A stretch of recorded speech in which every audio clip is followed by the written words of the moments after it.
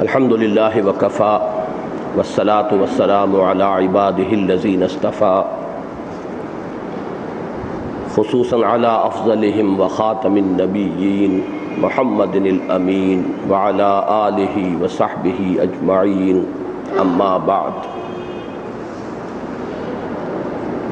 آج ہمیں سورۃ الحاقہ کا مطالعہ کرنا ہے۔ میری خواہش یہ تھی کہ اس سورہ مبارکہ کی قرأت کا ایک بہت عمدہ ریکارڈ ہمارے پاس تھا۔ قاری محمد عبد الباسط عبد الصمد کا،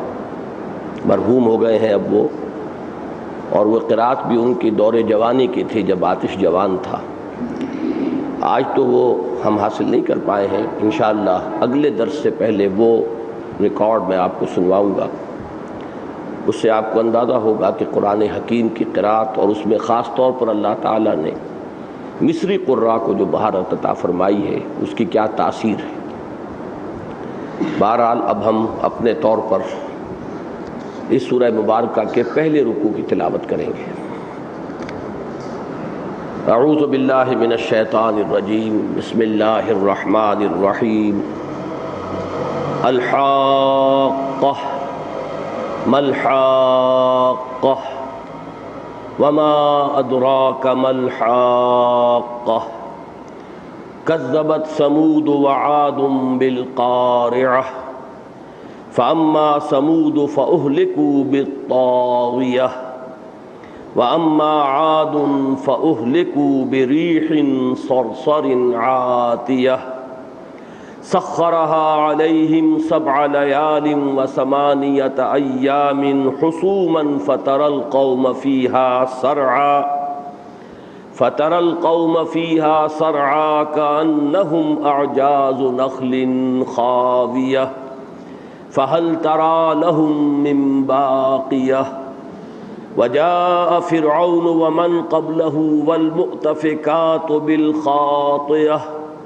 فعصوا رسول ربهم فأخذهم أخذة رابية إنا لما طغى الماء حملناكم في الجارية لنجعلها لكم تذكرة وتعيها أذن واعية فإذا نفخ في الصور نفخة واحدة وحملت الأرض والجبال فدكتا دكة واحدة فَيَوْمَئِذٍ وَقَعَتِ الْوَاقِعَةُ وَانشَقَّتِ السَّمَاءُ فَهِيَ يَوْمَئِذٍ وَاهِيَةٌ وَالْمَلَكُ عَلَى أَرْجَائِهَا وَيَحْمِلُ عَرْشَ رَبِّكَ فَوْقَهُمْ يَوْمَئِذٍ ثَمَانِيَةٌ يَوْمَئِذٍ تُعْرَضُونَ لَا تَخْفَى مِنكُمْ خَافِيَةٌ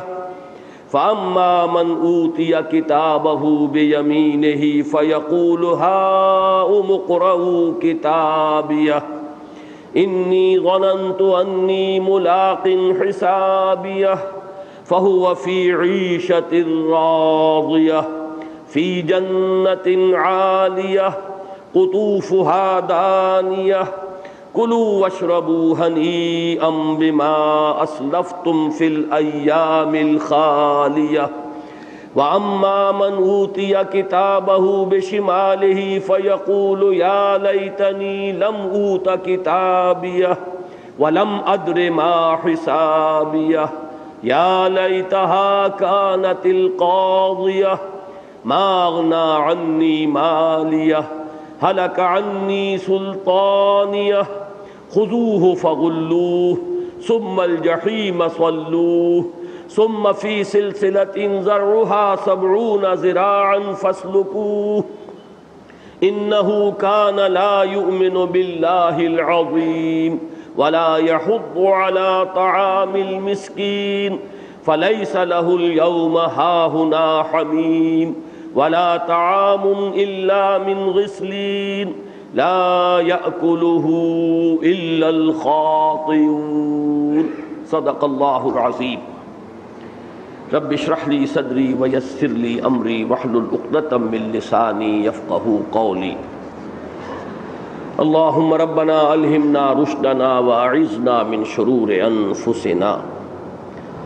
اللهم أرنا الحق حقا وارزقنا اتباعه وارنا الباطل باطلا وارزقنا اجتنابه اللهم رب زدنا ایمانا وہدا وعلما نافعا وعملا صالحا آمین یا رب العالمین۔ قرآن حکیم میں مکی صورتوں کا جو 7واں اور آخری گروپ ہے، اس کی 2 صورتوں کا ہم مطالعہ کر چکے ہیں، سورۃ الملک اور سورۃ القلم یا سورۃ النون۔ اب یہ تیسری سورہ مبارکہ ہے سورۃ الحاقہ۔ اس سورہ مبارکہ کی لفظی اور اسلوبی مناسبت 2 صورتوں سے ہے۔ ایک تو سورۃ القارعہ جو آخری پارے میں آئے گی، جس طرح کہ یہاں آغاز ہوا ہے الحاقہ ملحاقہ وما ادراک ملحاقہ، بعین ہی سورۃ القارعہ جو ہے اسی انداز میں شروع ہوتی ہے، القارعہ ملقارعہ وما ادراک ملقارعہ۔ مزید برآں ایک اور مناسبت بھی ہے کہ سورۃ القارعہ میں بھی ایک جگہ پر ہے جو ہے ہا، وہ صرف اضافی طور پر قافیے کی ضرورت کے لیے یا سکتے کے لیے آئی ہے۔ فَأُمُّهُ ہاویہ وما ادراک ما ہیہ، وہ ہیہ لفظ ہے، تمہیں کیا معلوم کہ وہ کیا ہے ہیہ، لیکن یہ کہ ہیہ اس کو پڑھا جاتا ہے، لکھا جاتا ہے، اس لیے کہ اس سے پھر وہ صوتی آہنگ قائم ہوتا ہے، وہ قافیے کی ایک ضرورت ہے۔ وہ وصف جو ہے اس سورہ مبارکہ میں بہت نمایاں ہے۔ اس میں یہ ہا پر جو ختم ہو رہی ہیں اکثر آیات، ان میں آپ دیکھیں گے کہ وہ ہا جو ہے لفظ کا اصل حصہ نہیں ہے، بلکہ وہ بھی اسی ردم کے لیے اور اس صوتی آہنگ کے لیے، ایک وقفے کے لیے، سکتے کے لیے اس لفظ کو استعمال، اس حرف کو استعمال کیا گیا ہے، گویا کہ یہ اضافی حرف ہے۔ جہاں تک معنوی مناسبت کا تعلق ہے، اس سورہ مبارکہ کی معنوی مناسبت سورۃ الواقعہ سے سب سے زیادہ ہے۔ ایک تو یہ بھی دیکھیے کہ وہ بھی شروع ہوئی ہے اذا وقعت الواقعہ لیس لوقعتها کاذبہ، اس سورہ مبارکہ میں بھی وہ الفاظ آئے ہیں فیومئذ وقعت الواقعہ، گویا کہ آغاز کے اعتبار سے بھی مناسبت ہے، لیکن آخری جو آیات ہیں یہ 2 ہی صورتیں ہیں، سورۃ الواقعہ اور یہ سورۃ الحاقہ، جن کا اختتام ہوا ہے فسبح باسم ربک العظیم۔ تو ابتدا کے اعتبار سے بھی، اختتام کے اعتبار سے بھی لفظی مناسبت۔ اس کے علاوہ یہ کہ سورۃ الواقعہ 3 رکوعوں پر مشتمل ہے، اس کا جو آخری یعنی تیسرا رکوع ہے، اور یہ سورۃ الحاقہ 2 رکوعوں پر مشتمل ہے، تو اس کا آخری رکوع دوسرا رکوع ہے۔ ان دونوں میں تو بڑی گہری مناسبت ہے، قرآن مجید کی عظمت کا بیان، اور پھر تنزیل من رب العالمین، پھر یہ کہ اس کی انہ لحق الیقین، یہ بہت سی جو آیات ہیں معنن جو ہے ان کے اندر بڑی مشابہت ہے۔ تو اس سورہ مبارکہ کا میں نے عرض کیا کہ لفظی مناسبت، ایک تو لفظی اور اسلوبی مناسبت، ایک تو سورۃ القارعہ کے ساتھ ہے اور دوسرے سورۃ الواقعہ کے ساتھ۔ اب ایک خاص مضمون جس کے ضمن میں کہ میں نے اب تک اس گروپ کی صورتوں کے سلسلے میں گفتگو نہیں کی، اور وہ ہے جوڑے جوڑے ہونے کا معاملہ قرآن حکیم کی صورتوں کا۔ پہلی بات یعنی قرآن مجید کی صورتوں کے 7 گروپ، یہ ہمارے سلسلہ درس میں بہت مرتبہ اس کا بیان ہوا ہے، اور میں نے سورۃ الملک کے آغاز میں بھی اس کے جو اہم نکات ہیں وہ پھر دہرا دیے تھے۔ لیکن ایک دوسرا معاملہ جس کی طرف کہ مکتب فراہی جو ہے رحمہ اللہ، مولانا حمید الدین فراہی کا مکتب فکر جو ہے تفسیر قرآن کے ضمن میں قرآن مجید کا ایک داخلی نظم جو خاص طور پر ان کے غور و فکر کا موضوع بنا ہے، اس کے ضمن میں مولانا اصلاحی صاحب نے جو قدم آگے بڑھایا، اس میں یہ صورتوں کے گروپوں کی تعیین بھی ہے، اور مزید یہ حقیقت کہ قرآن حکیم کی اکثر و بیشتر صورتیں جوڑوں کی شکل میں ہیں۔ یہ نسبت زوجیت جو ہے، اس کو پہلے سمجھ لیجئے کہ مراد کیا ہے۔ در حقیقت نسبت زوجیت جو ہے 2 چیزوں کے مابین، اس سے مراد یہ ہے کہ دونوں مل کر کسی مضمون کی تکمیل کر رہی، ایک مضمون ایک صورت میں ہو، دوسرا مضمون دوسری صورت میں، اور دونوں سے مل کر کسی مضمون کی تکمیل ہو، یہ نسبت زوجیت ہے، جس کو آپ انگریزی میں کمپلیمنٹری اور سپلیمنٹری کہتے ہیں۔ 2 چیزیں آپس میں ایک دوسرے کو کمپلیمنٹ کر رہی ہوں یا سپلیمنٹ کر رہی ہوں، اس طرح کا مضامین کا تعلق ہے قرآن مجید کی اکثر و بیشتر صورتوں میں کہ وہ جوڑوں کی شکل میں. ویسے تو کوئی اللہ تعالیٰ کا مستقل قانون جو ہے تخلیق کے ضمن میں یہ معلوم ہوتا ہے کہ وَمِن كُلِّ شَيْءٍ خَلَقْنَا زَوْجَيْن، ہم نے جو شے بھی پیدا کی ہے وہ جوڑوں کی شکل میں پیدا کی ہے. یہ حیوانات میں جوڑوں کا ہونا بالکل نمایاں ہے، نباتات میں بہت نمایاں ہے. اب تو یہ چیزیں جو ہیں بہت آگے، ہماری تحقیق اور ہماری معلومات کا دائرہ اس ضمن میں بہت آگے بڑھ چکا ہے. اور بھی چیزوں میں محسوس ہوتا ہے کہ اللہ کی تخلیق میں یہ کوئی خاص وصف ہے، بلکہ اسی کے حوالے سے ایک بڑی لطیف سی بات ہے کہ یہ دنیا کی زندگی بھی نامکمل ہے جب تک کہ اس کے ساتھ اس کا جوڑا شامل نہ ہو، اور وہ ہے آخرت کی زندگی. دنیا اور آخرت ایک دوسرے کے مابین ایک نسبت زوجیت کے حامل ہے. یہی جو فلسفہ آخرت کے ضمن میں تفصیلی گفتگو میں کر چکا ہوں کہ اخلاقی حس جو ہے انسان کے اندر، اس کی کوئی توجیہ ممکن نہیں ہے جب تک کہ آخرت کو نہ مانا جائے. تو گویا کہ دنیا نامکمل ہے، جیسے مرد نامکمل ہے عورت کے بغیر، عورت نامکمل ہے مرد کے بغیر. دونوں در حقیقت ایک مقصد کی تکمیل کرنے والے ہیں. ایسے ہی یہ دنیا اور آخرت ایک دوسرے کے بغیر نامکمل رہیں گے، یہ دونوں مل کر ایک حقیقت کی تکمیل کرتے ہیں. تو یہ معاملہ جو ہے کائنات میں بہت نمایاں ہے. اب اگرچہ اس کو نہ جوڑیے گا اس مضمون کے ساتھ کہ قرآن بھی مخلوق ہے یا نہیں ہے، یہ ایک ہمارے ہاں کا اختلافی مسئلہ ہے، لیکن اس سے قطع نظر یہ کہ قرآن مجید میں بھی نظر آتا ہے کہ یہ نسبت زوجیت اکثر صورتوں میں موجود ہے، کہیں تو بہت نمایاں ہے. جیسے اب یہ جو صورتیں ہم پڑھ رہے ہیں اس وقت، ان سے متصلاً قبل جو جوڑا آیا تھا مدنی صورتوں کا، سورہ طلاق، سورہ تحریم، دونوں کا آغاز یا ایھا النبی یا ایھا النبی. دونوں کا موضوع مسلمانوں کی معاشرتی زندگی، عائلی زندگی، گھریلو زندگی، شوہر اور بیوی کے مابین تعلق. ایک انتہا اس کی یہ ہے کہ عدم موافقت ہو جائے تو طلاق تک نوبت آ جائے، وہ سورہ طلاق کا مضمون ہے. دوسری انتہا یہ ہے کہ باہمی محبت اتنی ہو جائے کہ ایک دوسرے کی دلجوئی کی وجہ سے دین کے احکام میں خلل آنے لگے، یہ دوسری انتہا ہے، یہ مضمون ہے سورہ تحریم کا.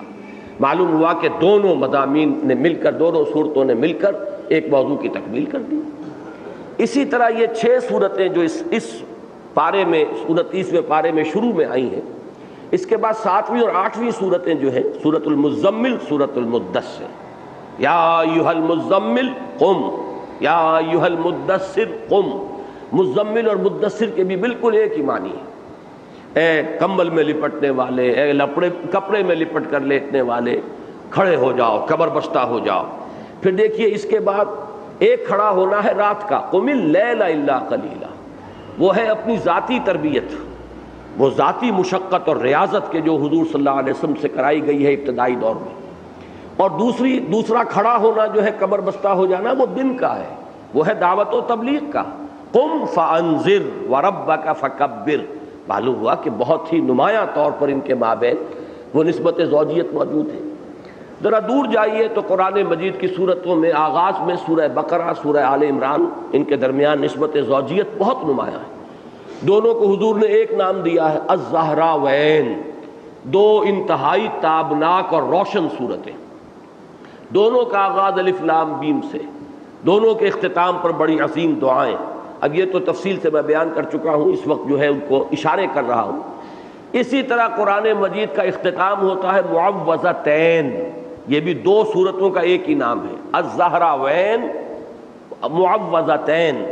یعنی دونوں میں تعوذ کا مضمون ہے. اور عجیب بات یہ ہے کہ ایک میں تعوذ ہے ان چیزوں سے، پناہ اللہ کی طلب کی جا رہی ہے، سکھایا جا رہا ہے اللہ کی پناہ طلب کرو کن چیزوں سے، جو انسان پر خارج سے حملہ آور ہوتی ہے. کسی شخص کا حسد ہے، کوئی جادو کر رہا ہے، ٹونا ٹوٹکا کر رہا ہے، رات کی تاریکی کے اندر جو بلائیں ہیں، ان سب سے انسان پناہ طلب کرتا ہے. قل اعوذ برب الفلق من شر ما خلق ومن شر غاسق اذا وقب ومن شر النفاثات في العقد ومن شر حاسد اذا حسد. اور اگلی صورت میں تعوذ ہے خود انسان کے اپنے نفس سے جو وسوسے اٹھتے ہیں. اگرچہ اس میں پھونکے مارنے والا شیطان لعین ہے، لیکن یہ ہے کہ وہ اس کے اندر سے ہو کر سارا فساد پیدا کرنے والی شے ہے. الذی یوسوس فی صدور الناس من الجنۃ والناس. تو معلوم یہ ہوا کہ یہ نسبت زوجیت زیادہ تفصیل میں جانے کا موقع نہیں ہے، لیکن یہ کہ میں نے دو جوڑے یہاں بتا دیے کہ ایک تو ان صورتوں کے بالکل شروع میں متصلاً قبل، ایک ان 6 صورتوں سے مراد سورۃ الملک، سورۃ القلم، سورۃ الحاقہ جو آج ہم پڑھ رہے ہیں، اس کے بعد سورۃ المعارج، سورۃ نوح، سورۃ الجن، یہ 6 صورتیں ہیں۔ اس کے بعد پھر جوڑوں کا معاملہ بالکل نمایاں ہے، اس سے پہلے بھی جوڑوں کا معاملہ بالکل نمایاں ہے۔ پھر ابتدا اور اختتام کے بارے میں بھی میں نے بتا دیا۔ جہاں تک سورۃ الفاتحہ کا تعلق ہے، وہ تو گویا ایک تاج ہے پورے قرآن مجید کے لیے، اسے آپ ام الکتاب بھی کہتے ہیں، اساس الکتاب بھی کہتے ہیں۔ وہ تو ایک بالکل منفرد صورت کی حیثیت کی حامل صورت ہے، اگرچہ اس کے بارے میں چند باتیں عرض کروں گا،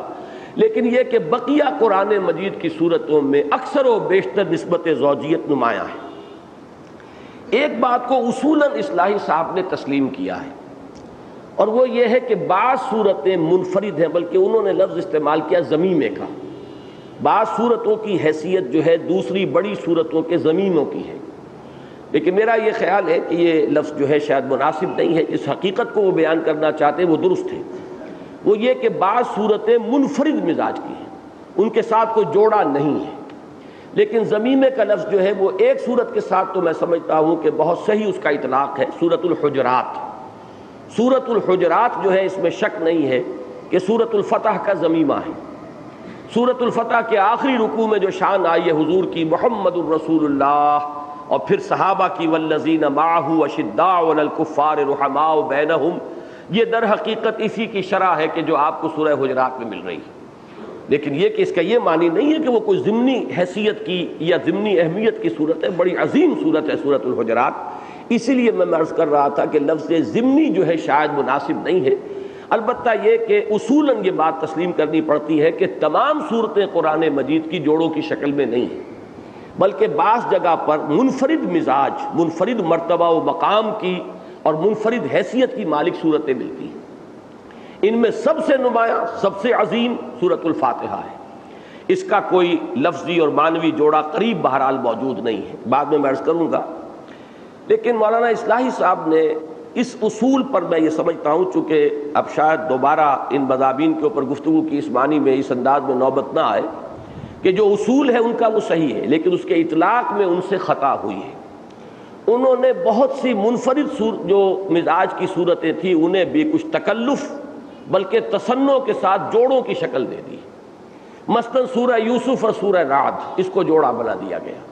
حالانکہ ان دونوں کے مابین واقعہ یہ ہے کہ کوئی نسبت زوجیت جو ہے وہ نمایاں تو کم سے کم موجود نہیں۔ ویسے تو قرآن مجید کی کوئی سی بھی 2 صورتوں کو آپ لے لیجئے، کوئی نہ کوئی مشابہت کا پہلو تو نکل آئے گا، لیکن وہ اس درجے ہو کہ جس کی بنا پر انہیں قرار دیا جائے کہ یہ جوڑے کی شکل میں ہے، یہ جو ہے بہت سی جگہوں پر موجود نہیں ہے، بلکہ اس میں پھر تکلف اور تصنع سے کام لینا پڑا ہے۔ میرے نزدیک اس کو ذرا نوٹ کر لیجئے کہ شروع میں سورہ فاتحہ منفرد ہے، پھر جوڑا جوڑا چل رہے ہیں، اور یہ چلیں گے سورہ توبہ تک۔ سورہ بقرہ، سورہ آل عمران نمایاں ترین جوڑا ہے، سورہ نساء، سورہ مائدہ بالکل معنوی اعتبار سے، لفظی اعتبار سے، ہر اعتبار سے ایک جوڑے کی شرطیں پوری کر رہی ہیں۔ سورہ انعام، سورہ اعراف نمایاں ترین جوڑا،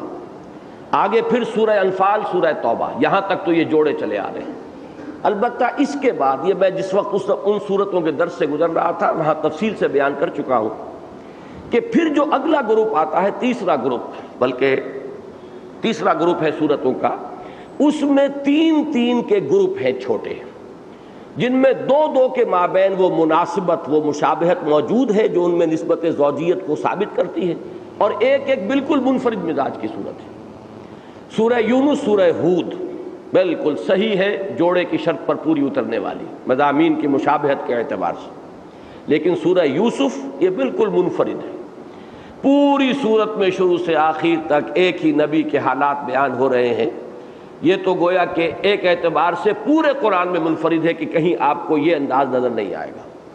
پھر اس میں وہ اصولی مضامین جو مکی صورتوں کے ہیں وہ بھی بہت کم، انباء الرسل کا کوئی سرے سے ذکر ہی نہیں، ایک نبی کے حالات زندگی، ان کی شخصیت، ان کا کردار، ان کی نیکی، ان کا علم، ان کا حلم، ان کی عفت، ان کی عصمت، جو بھی ان کی ایک کردار کی بلندی ہے اس کو نمایاں کیا گیا۔ اس کے بعد 3 صورتیں آتی ہیں، سورہ رعد اور سورہ ابراہیم، یہ جوڑے کی شکل میں ہے۔ سورہ حجر بالکل منفرد ہے، وہ اس جگہ کے سے مناسبت رکھتی نظر نہیں آتی، اس لیے کہ وہ ابتدائی زمانے کی صورت ہے، جبکہ وہ صورتیں جو وہاں جمع ہیں وہ بعد کے آخری دور کی صورتیں ہیں، وہ منفرد آئی ہے وہاں پر۔ اس کے بعد سورہ نحل منفرد ہے، جبکہ سورہ بنی اسرائیل اور سورہ کہف کے درمیان پوری نسبت زوجیت موجود ہے۔ پھر 3 کا گروپ ہے، سورہ مریم اور سورہ طٰہٰ اور سورہ انبیاء۔ ان میں سورہ طٰہٰ منفرد، مریم اور انبیاء کے مابین وہ نسبت زوجیت ہے۔ اس کے بعد مومنون اور حج، وہ ٹھیک ایک جوڑا ہے۔ پھر آ گئی سورہ نور، وہ منفرد ہے، اکیلی مدنی صورت ہے، اس کے ساتھ کوئی دوسری مدنی صورت موجود ہی نہیں۔ پھر جوڑوں کی شکل میں سورہ فرقان اور سورہ شعراء اور سورہ نمل اور سورہ قصص، پھر سورہ عنکبوت اور سورہ روم، پھر سورہ لقمان اور سورہ سجدہ، یہ سب جوڑوں کی شکل میں۔ پھر سورہ احزاب ہے، وہ منفرد ہے، میں بعد میں ایک بات عرض کروں گا، اس وقت یہی نوٹ کیجئے کہ وہ منفرد ہے۔ پھر تمام صورتیں جوڑوں کی شکل میں چلی جائیں گی۔ ان میں ایک صورت سورہ یاسین ہے، جس کا میں نے جب میں درس دے رہا تھا تو عرض کیا تھا وہ قلب کے مانند ہے، قرآن مجید کا قلب قرار دیا حضور نے صلی اللہ علیہ وسلم، اور اس کا بھی کوئی جوڑا نہیں ہے قرآن میں، وہ منفرد ہے۔ آگے چلیں گے تو پھر جوڑے ہیں۔ پھر سورہ حجرات، جو میں عرض کر چکا ہوں کہ سورہ فتح کا گویا کہ وہ ایک ضمیمہ کہہ لیجئے، اس اعتبار سے کہ اس کے ایک مضمون کی تفصیل کی گئی ہے، اگرچہ اس میں مسلمانوں کی حیات ملی کے لیے جو رہنما اصول آ گئے، اس کے اعتبار سے وہ قرآن حکیم کی اہم ترین صورتوں میں سے ہے، لیکن اس ترتیب کے اعتبار سے ہم کہہ سکتے ہیں کہ اس کی حیثیت جو ہے وہ ضمیمے کی ہے، سورہ فتح کے آخری رکوع کا وہ ضمیمہ بنتا ہے۔ پھر آگے چلیے سورہ قاف، یہ میں عرض کر چکا ہوں جب ہم پچھلا گروپ پڑھ رہے تھے مکی صورتوں کا، یہ منفرد ہے، اس کا جوڑا نہیں ہے۔ البتہ پھر سورہ زاریات اور سورۃ الطور، پھر سورۃ النجم، سورۃ القمر، پھر سورۃ الرحمن اور پھر سورۃ الواقعہ، یہ بالکل جوڑوں کی شکل میں ہے۔ 10 صورتیں مدنی پھر ہم پڑھ چکے ہیں جوڑوں کی شکل، بالکل نمایاں۔ ان میں نمایاں ترین جوڑا ابھی میں عرض کر چکا ہوں، سورہ تحریم، سورہ طلاق، سورہ تغابن، اس سے پیچھے چلیے، اور سورہ منافقون، ایک ایمان کی حقیقت، ایک نفاق کی حقیقت، اس سے پیچھے چلیے سورہ جمعہ، سورہ صف، ایک حضور کے مقصد بعثت کو بیان کر رہی ہے، ایک حضور کے اساسی طریقہ کار کو بیان کر رہی ہے۔ یہ تمام صورتیں معنوی اعتبار سے جوڑوں کی شکل میں۔ البتہ اب ہم پہنچے اس مقام پر اس پوری تفصیل کے بعد، تو سورہ ملک بھی اس گروپ کے اندر یہ منفرد صورت ہے، اس کے اندر اس کا بھی جوڑا در حقیقت ویسے تو کہا جا سکتا ہے آسانی سے، اس سے پہلے بھی جوڑا موجود ہے، بعد میں 6 صورتوں کے بعد جوڑا موجود ہے۔ اگر تکلف اور تصنع کرنا ہو تو سورۃ الملک اور سورۃ القلم کو جمع کر دیجئے، سورہ حاقہ اور سورہ معارج کو جمع کر دیجئے، سورہ نوح اور سورہ جن کو جمع کر دیجئے اور ان کو جوڑا قرار دے دیجئے، لیکن مضامین کے اعتبار سے یہ جوڑے نہیں بنتے، بلکہ سورۃ الملک منفرد ہے۔ جوڑے کی نسبت بنتی ہے سورۃ الحاقہ اور سورۃ القلم میں۔ اسی طریقے سے جوڑا بنے گا سورہ معارج اور سورہ نوح۔ سورہ جن پھر بالکل منفرد ہے پورے قرآن مجید میں، اس کا تو مضمون بھی وہ ہے کہ قرآن مجید میں جنوں کی حقیقت اور جنوں کے معاملات اس طریقے سے کسی ایک صورت میں آئے نہیں۔ اس کے بعد پھر نمایاں صورتیں جو ہیں وہ جوڑوں کی شکل میں ہیں، مزمل، مدثر، پھر قیامہ اور دہر، پھر مرسلات اور عما یتساءلون، سورہ نبا، پھر نازعات، یہ اب چلتا جائے گا، یہ جوڑوں کی شکل میں آخر تک۔ یہ ہے جوڑوں کے اعتبار سے جو رائے مولانا اصلاحی صاحب نے قائم کی ہے۔ اصولاً اس سے اتفاق کے بعد کہیں کہیں اس اصول کے اطلاق اور انطباق میں جو اختلاف میرا ہے وہ میں نے بیان کر دیا۔ اس کے اندر چونکہ میں چاہتا ہوں کہ آج یہ مضمون مکمل ہو جائے، تو ایک بات اور عرض کر دوں کہ ان میں بعض صورتیں جو منفرد ہیں وہ فاصلے پر جوڑوں کی شکل اختیار کر لیتی ہیں۔ مثلاً سورہ نور اور سورہ احزاب اپنی جگہ پر منفرد صورتیں ہیں، مضامین کے اعتبار سے دونوں کا مضمون، ایک میں گھر کے اندر کا پردہ، ایک میں گھر کے باہر کا پردہ، منافقین کی ریشہ دوانیوں کا موضوع یہ سورہ نور میں بھی بڑی تفصیل سے اور سورہ احزاب میں بھی بڑی تفصیل سے، مسلمانوں کی معاشرتی زندگی کے بارے میں ہدایات سورہ نور میں، سورہ احزاب میں۔ اس اعتبار سے ان کے مابین ایک جوڑے ہونے کی نسبت جو ہے وہ قائم ہو جاتی ہے۔ اسی طریقے پر سورۃ الفاتحہ کا معاملہ یہ ہے کہ اگر آپ غور کریں گے تو ویسے تو معوذتین میں جوڑا ہے سورہ فلق اور سورۃ الناس، لیکن سورۃ الناس کے مضمون اور سورۃ الفاتحہ کو جوڑیے تو ان میں بڑی گہری مناسبت ہے۔ قل اعوذ برب الناس، اب دیکھیے یہاں پہ اللہ تعالیٰ کا جو تعارف ہو رہا ہے وہ 3 الفاظ سے، قل اعوذ برب الناس، ملک الناس، الہ الناس۔ یہ تعوذ ہے،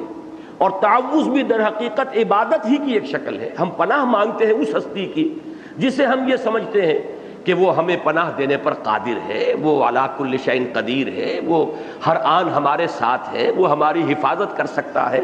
اب یہی در حقیقت تصور ہے عبادت کا، اسی ہستی کی ہم عبادت بھی کرتے ہیں۔ تو گویا کہ ریسیپروکل ہو گیا معاملہ۔ قرآن مجید میں سورہ فاتحہ میں اللہ کا تعارف میں سب سے پہلے لفظ رب آیا ہے، الحمد للہ رب العالمین۔ پھر آگے چل کر ملک کا لفظ آئے گا، مالک یوم الدین۔ مالک اور ملک میں کوئی فرق نہیں ہے، بلکہ یہ کہ یہ 2 قرأتیں بھی ہیں۔ آپ نے قاری عبدالباسطی کا ذکر میں نے آج شروع میں کیا تھا، ان کی ایک بڑی پیاری قرأت ہے سورہ فاتحہ کی ملک یوم الدین کے ساتھ، تو مالک اور ملک لکھے بھی ایک طریقے سے جاتے ہیں۔ پھر الہ الناس، اور الہ وہ ہے جس کی عبادت کی جائے، ایاک نعبد و ایاک نستعین۔ معلوم یہ ہوا کہ مضامین کے اعتبار سے سورہ فاتحہ کا بھی ایک ربط جو ہے گویا کہ اول و آخر کے درمیان، پہلی سورہ فاتحہ، آخری سورۃ الناس، اور ان کے مابین بھی بڑی گہری مناسبت ہے۔ اسی طریقے سے میں نے عرض کیا کہ سورۃ یوسف اور سورۃ طٰہٰ یہ دونوں بھی منفرد ہیں، لیکن اس اعتبار سے ان دونوں میں ایک نسبت قائم ہوتی ہے زوجیت کی۔ سورہ یوسف بھی پوری کی پوری ایک نبی کے حالات پر، سورہ طٰہٰ میں بھی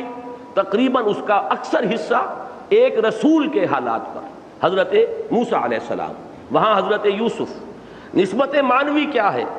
کہ حضرت یوسف کے زمانے میں بنی اسرائیل مصر میں داخل ہوئے اور آباد ہوئے، حضرت موسیٰ علیہ السلام کے زمانے میں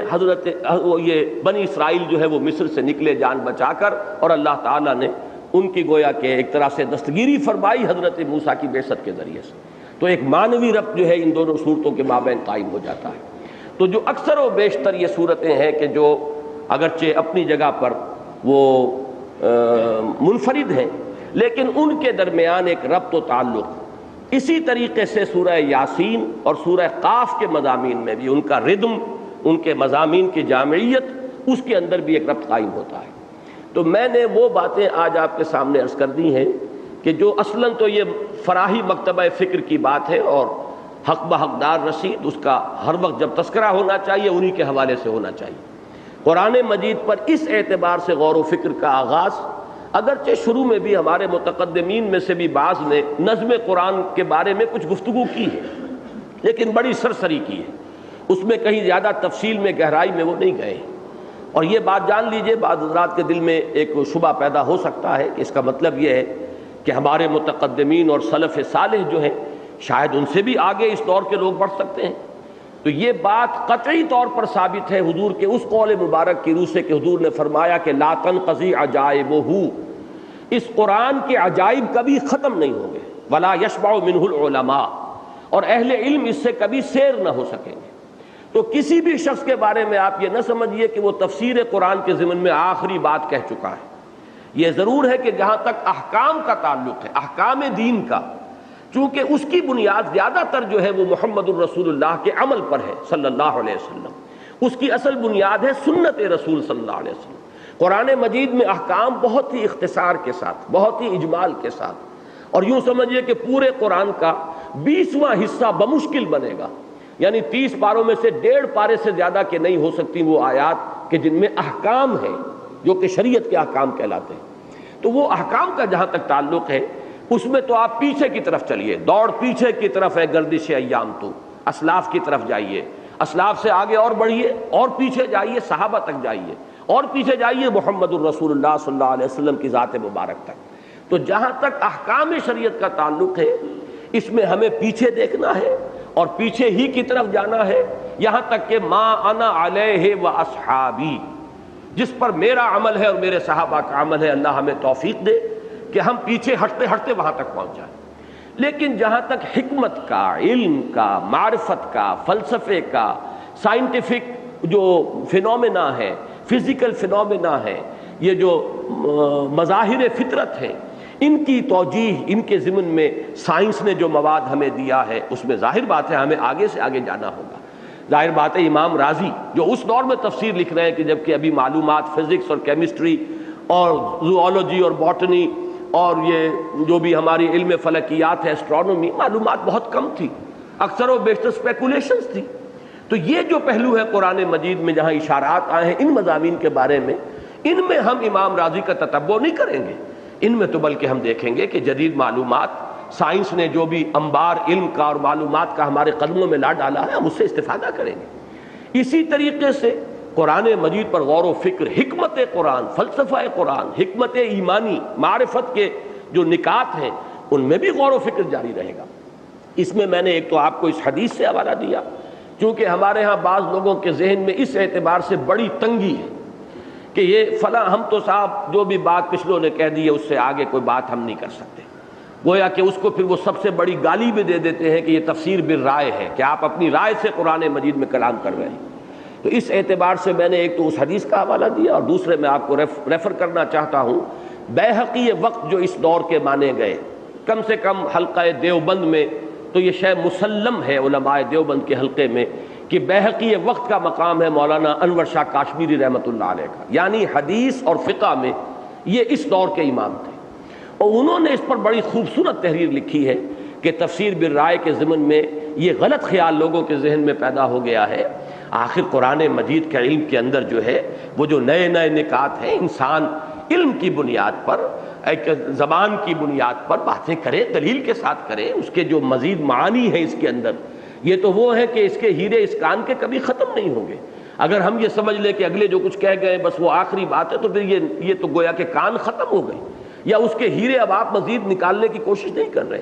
اس پہلو سے یہ جو معاملہ ہے نظم قرآن کا، اس میں ماننا پڑتا ہے کہ مولانا فراہی رحمۃ اللہ علیہ سے جو بات شروع ہوئی اور اسے آگے بڑھایا مولانا اصلاحی نے،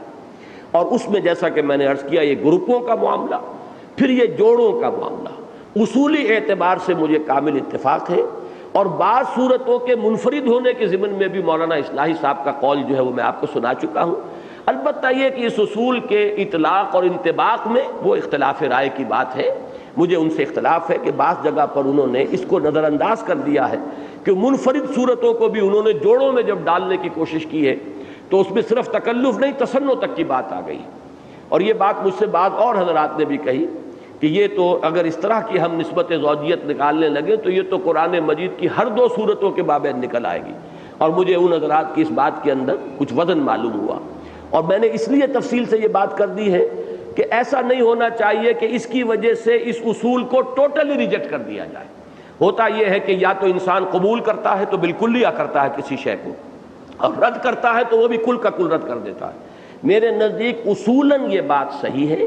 غور و فکر جاری رہنا چاہیے. کن کن کے درمیان وہ صحیح معنی میں نسبت زوجیت ہے اس کے اوپر غور و فکر ہو. تو اس کے ضمن میں جو میری رائے ہے وہ میں آپ حضرات کو بتا چکا. اب ذرا اس درس کے اعتبار سے سمجھیے، سورۃ الملک بڑی اپنی جگہ پر ایک منفرد مزاج کی صورت ہے. البتہ سورہ قلم اور سورہ حاقہ کے مابین کیا نسبت زوجیت ہے اس کو سمجھیے. اول تو یہ کہ حضور صلی اللہ علیہ وسلم پر مجنون ہونے کا آپ الزام کہیں یا ایسے اشتباہ کہیں، یہ معاملہ سورہ قلم میں ہے. اور سورہ حاقہ کے اختتام پر، وہ ابھی آج ہم نے آیات نہیں پڑھی ہیں، وہ ہمارا اگلا درس ہوگا، اس میں در حقیقت اسی مضمون کو لائے ہیں اس پہلو سے کہ یہ قرآن فلا اقسم بما تبصرون وما لا تبصرون انہ لقول رسول کریم، یہ تو ایک بڑے برگزیدہ اور باعزت فرشتے کا لایا ہوا کلام ہے. وما ہوا بقول شاعر قلیلا ما تؤمنون ولا بقول کاہن قلیلا ما تذکرون، یہ نہ کسی شاعر کا قول ہے اور کلام ہے، نہ کسی کاہن کا قول اور کلام ہے. اور یہ میں آپ کو بتا چکا ہوں کہ یہ در حقیقت دونوں الفاظ وہ تھے کہ جو مکالمہ ہوا تھا کفار مکہ کا ولید بن مغیرہ کے ساتھ کہ ہم جو یہ تو شاعر کا کلام ہے. اس نے کہا نہیں، میں شعراء کے کلام کو پہچانتا ہوں، محمد جو کلام پیش کر رہے ہیں وہ شعر نہیں ہے، وہ شاعری نہیں ہے، شعراء کا کلام سے اس کو کوئی مناسبت نہیں. پھر یہ بات کہی گئی پھر کاہن کا کلام ہے، ہمیں کہنا چاہیے وہ کاہن ہے. اس پر بھی اس نے بڑی ہی یوں سمجھیے کہ حق پرستی کا ثبوت دیا اور حق گوئی کا مظاہرہ کیا کہ نہیں نہیں ہرگز نہیں، میرے تو کاہنوں سے دوستی ہے، بہت سے بڑے بڑے کاہنوں سے میں ملا ہوں، ان کا کلام اور ہوتا ہے، یہ اور ہے، وہ تو ذو معنی باتیں کرتے ہیں جن کے کئی کئی مطلب نکل سکے، اور یہ کلام جو ہے یہ تو بالکل صریح واضح اور یہ کاہنوں کے کلام سے مناسبت نہیں رکھتا۔ تو یہ در حقیقت اس اعتبار سے قرآن مجید کے ضمن میں جو بات جو شک کی گئی ظاہر کیا گیا تھا اس کا ازالہ، اور وہاں حضور پر مجنون ہونے کا جو شک ظاہر کیا گیا اس کا ازالہ، یہ ان دونوں صورتوں کے مابین ایک وجہ مناسبت ہے۔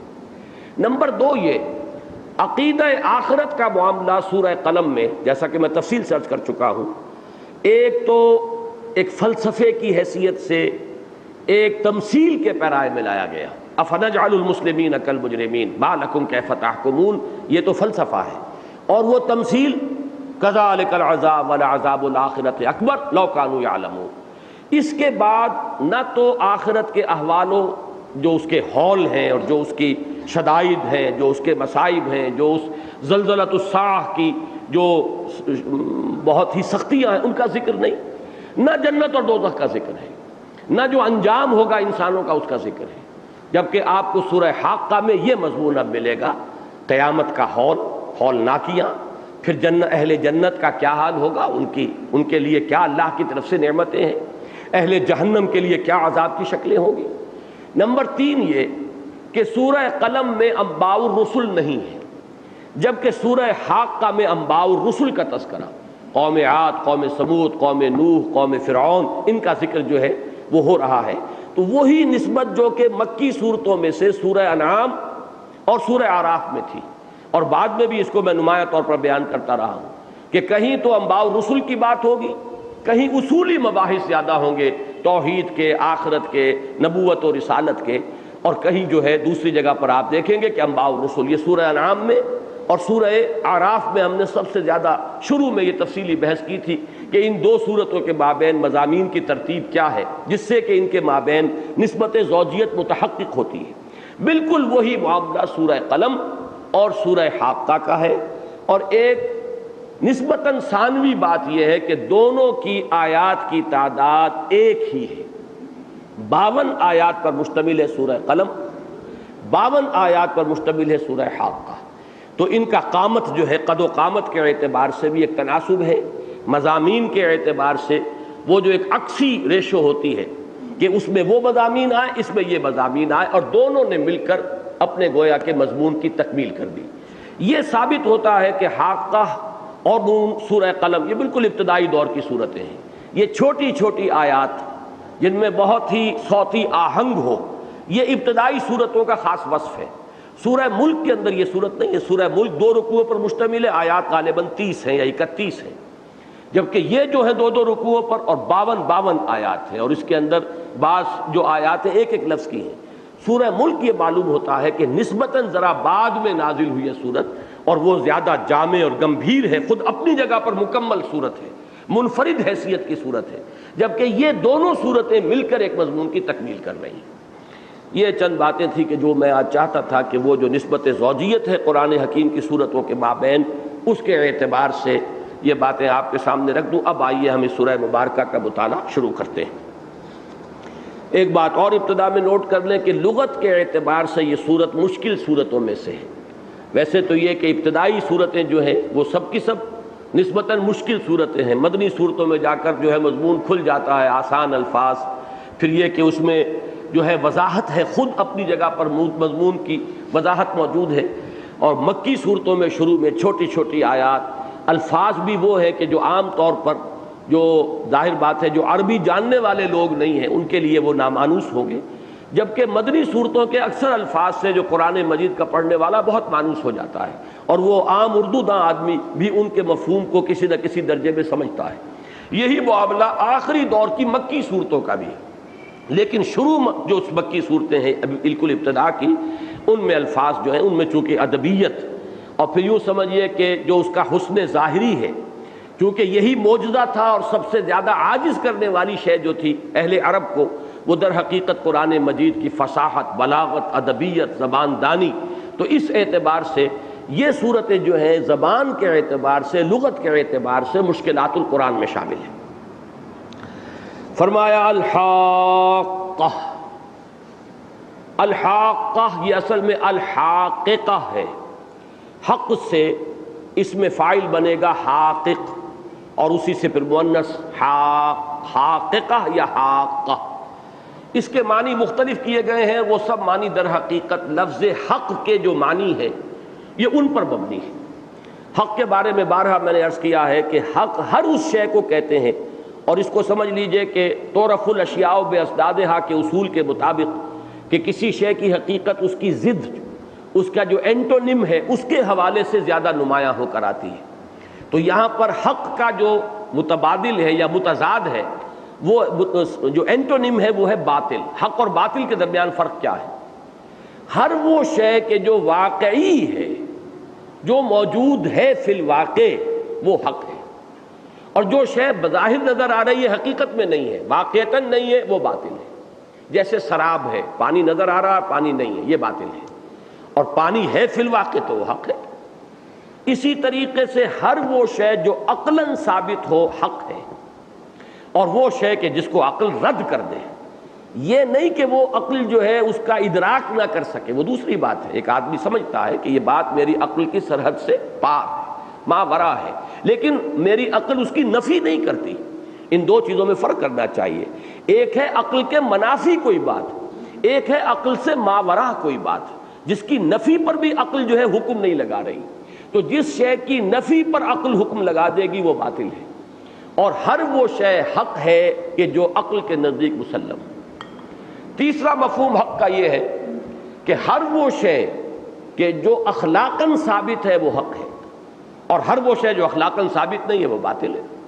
اسی معنی میں ہم حقوق کا لفظ بولتے ہیں، والدین کے حقوق، پڑوسی کے حقوق، یہ حقوق کیا ہیں؟ اسی طرح فی اموالہم حق معلوم للسائل والمحروم، یہ وہ ہے کہ جو شے اخلاقاً مسلم ہے۔ تو ان تینوں مضامین کو ذہن میں رکھیے تو الحاقہ وہ واقعہ یا وہ حقیقت جو واقعی ہے، وہ شے کہ جو عقلاً مسلم ہے، وہ شے کہ جو شدنی ہے، ہو کر رہنی ہے، جس کا تقاضا علم اخلاق کرتا ہے، جیسا کہ یہ سورہ قلم میں ثابت کر چکا ہوں کہ سارا فلسفہ جو ہے قیامت کا اور آخرت کا، اس کی بنیاد اس علم الاخلاق پر ہوگی، ایتھکس پر ہوگی، کہ کوئی ایتھیکل ایٹیٹیوڈ اس دنیا میں، اخلاقی رویہ ممکن نہیں ہے جب تک کہ انسان آخرت کو اور قیامت کو نہ مانے۔ اگر اسے یہ یقین نہیں ہے کہ بدلہ مل کر رہے گا،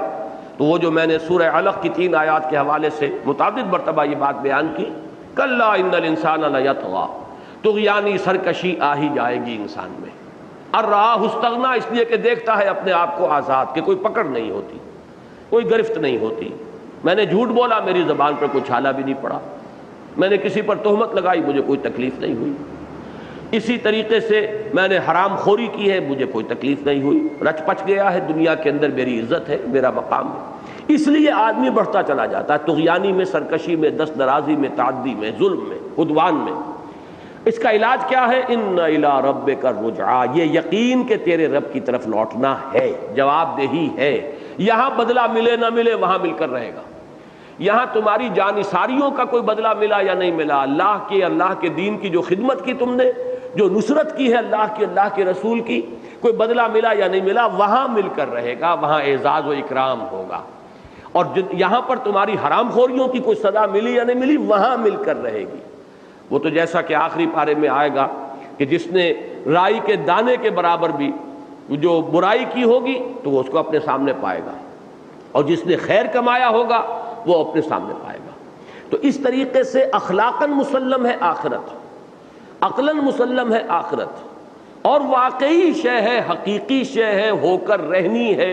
یہ ہے وہ دعویٰ اور اذعان جو اللہ تعالیٰ کی طرف سے کیا جا رہا ہے۔ ان تمام حقیقتوں کو ایک لفظ سے واضح کیا، الحاقہ،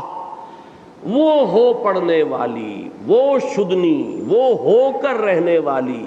وہ وقوع پذیر ہونے والی، وہ عقلاً اور اخلاقاً مسلم حقیقت۔ ملحاقہ، کیا ہے وہ حاقہ؟ وہ یقینی شے، وہ شدنی شے، وہ اخلاقاً اور عقلاً مسلم واقعہ کون سا ہے؟ وما ادراک ملحاقہ، اور کیا سمجھتے ہو تم، کیا تمہیں اندازہ ہے، کیا تم گمان کر سکتے ہو کہ وہ حاقہ کیا ہے؟ اب یہ ماں جو ہے، اس کے بارے میں ایک رائے یہ بھی ہے کہ یہ ماں استعجابیہ بھی ہوتا ہے، کسی شے کے اندر تعجب کا پہلو ظاہر کرنے کے لیے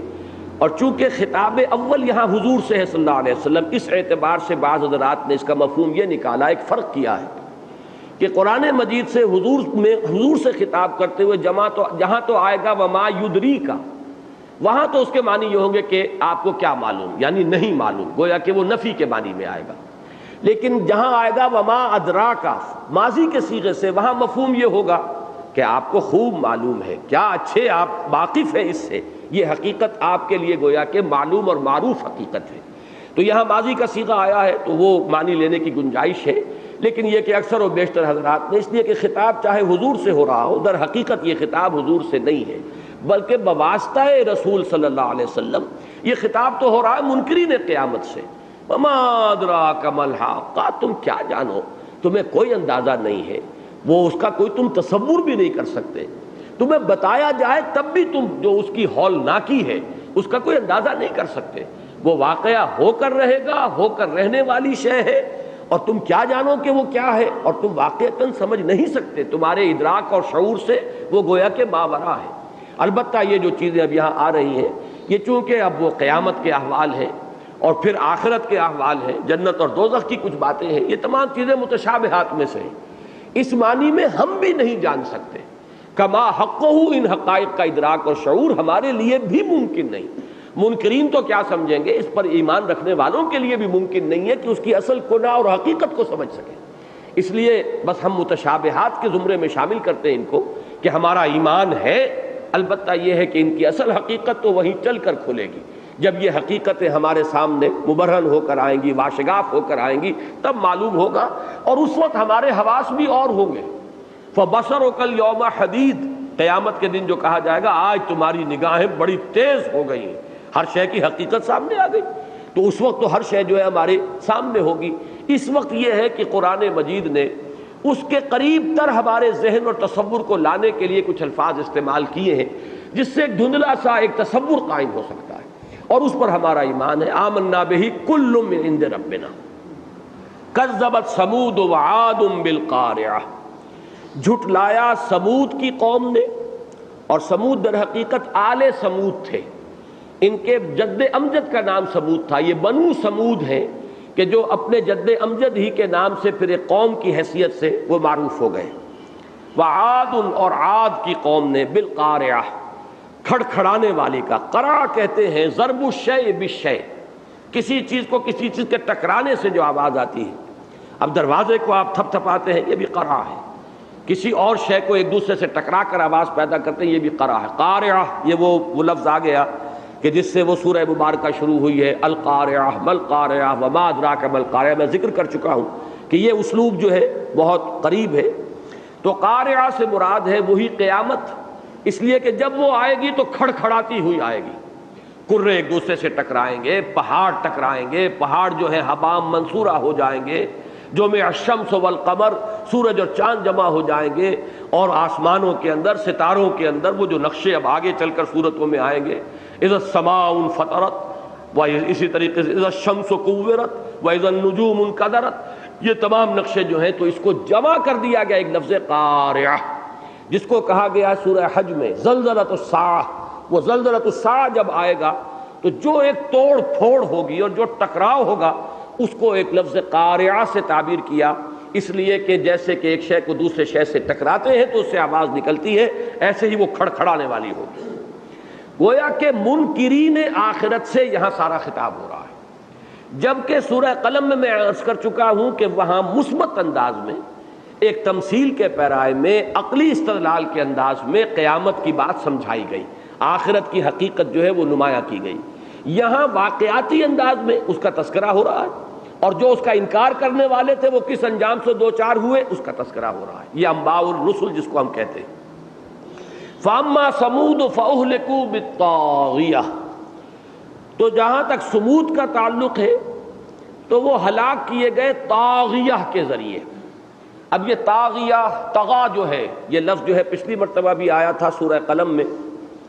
جبکہ وہ لوگ جو اصحاب الجنہ جو ہیں جب ان پر وہ آفت آ گئی تو انہوں نے کہا انا کنا طاغین، ہم ہی تھے سرکش، بڑھ جانے والے۔ یہی لفظ آیا سورہ علق کی ان آیات میں جن کا اب بھی میں نے حوالہ دیا، کلا ان الانسان لیطغی، طغا یطغا، اس کے معنی ہے کسی شے کا اپنے حد سے تجاوز کر جانا۔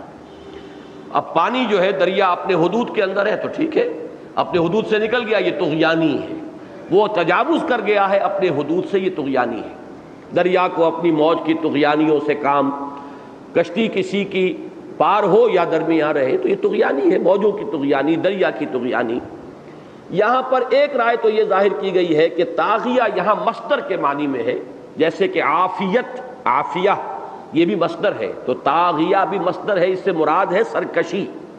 مراد کیا ہے کہ سمود ہلاک کیے گئے بالطاغیہ، یہاں با ہوگا سببیہ، کہ اپنی طغیانی کے سبب سے ہلاک کیے گئے۔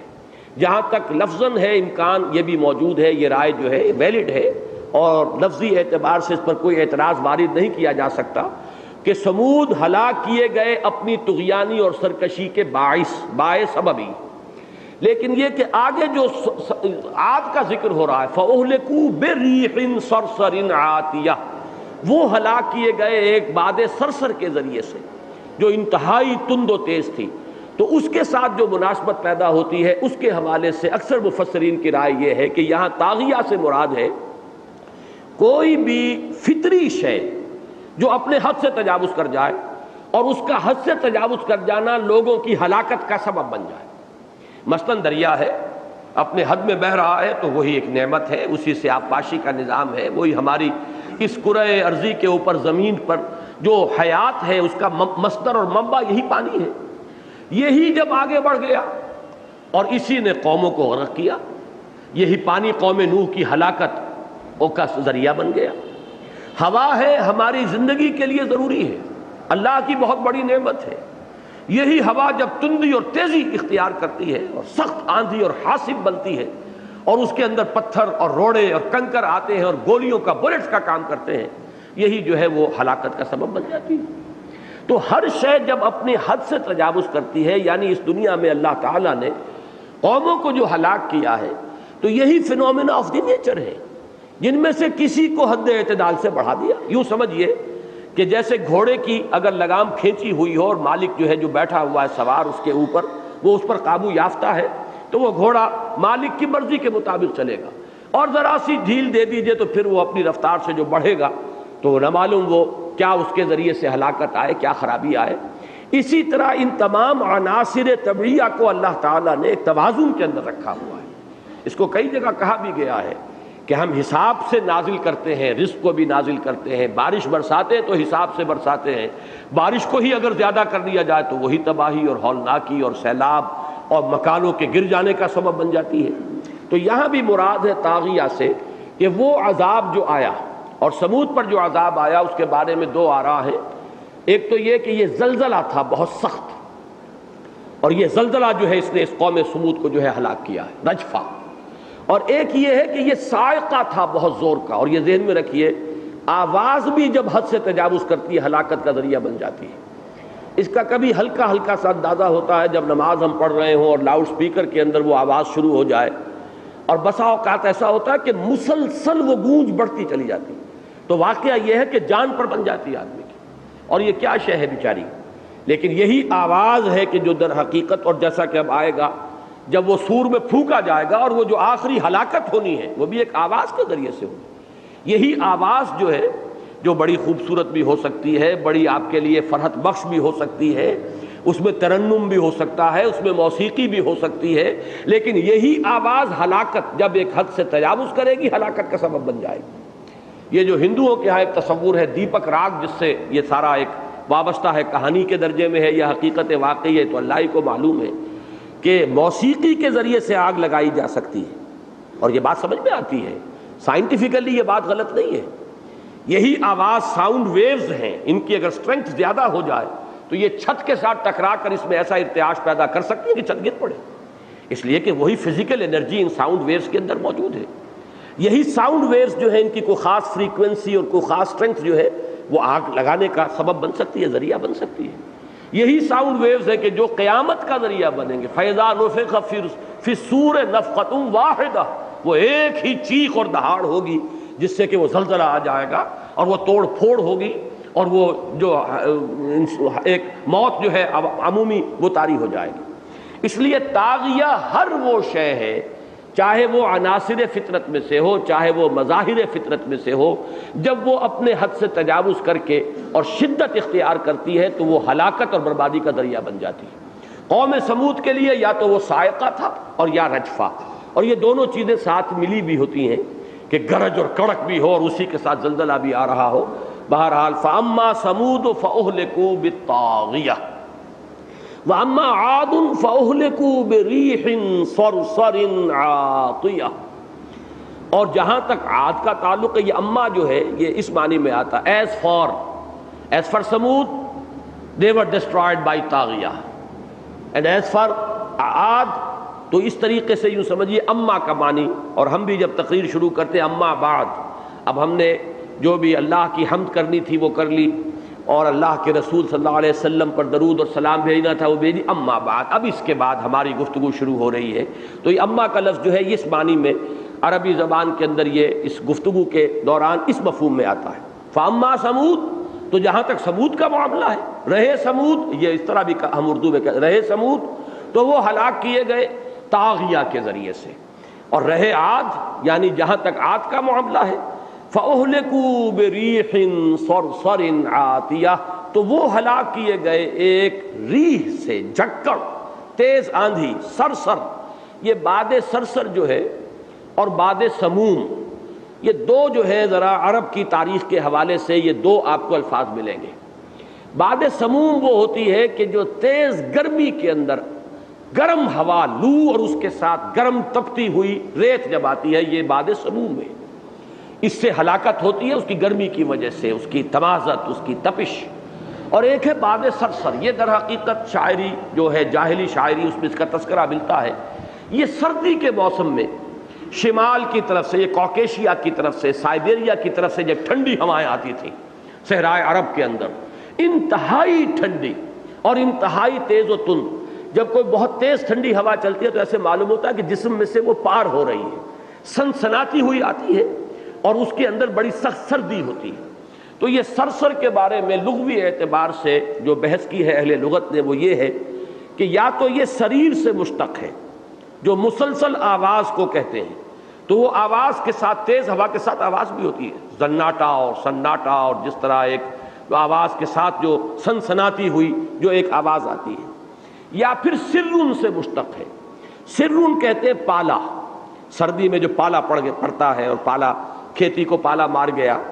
جیسے کہ سورہ آل عمران کی آیت نمبر 117 میں فرمایا کمثل ریح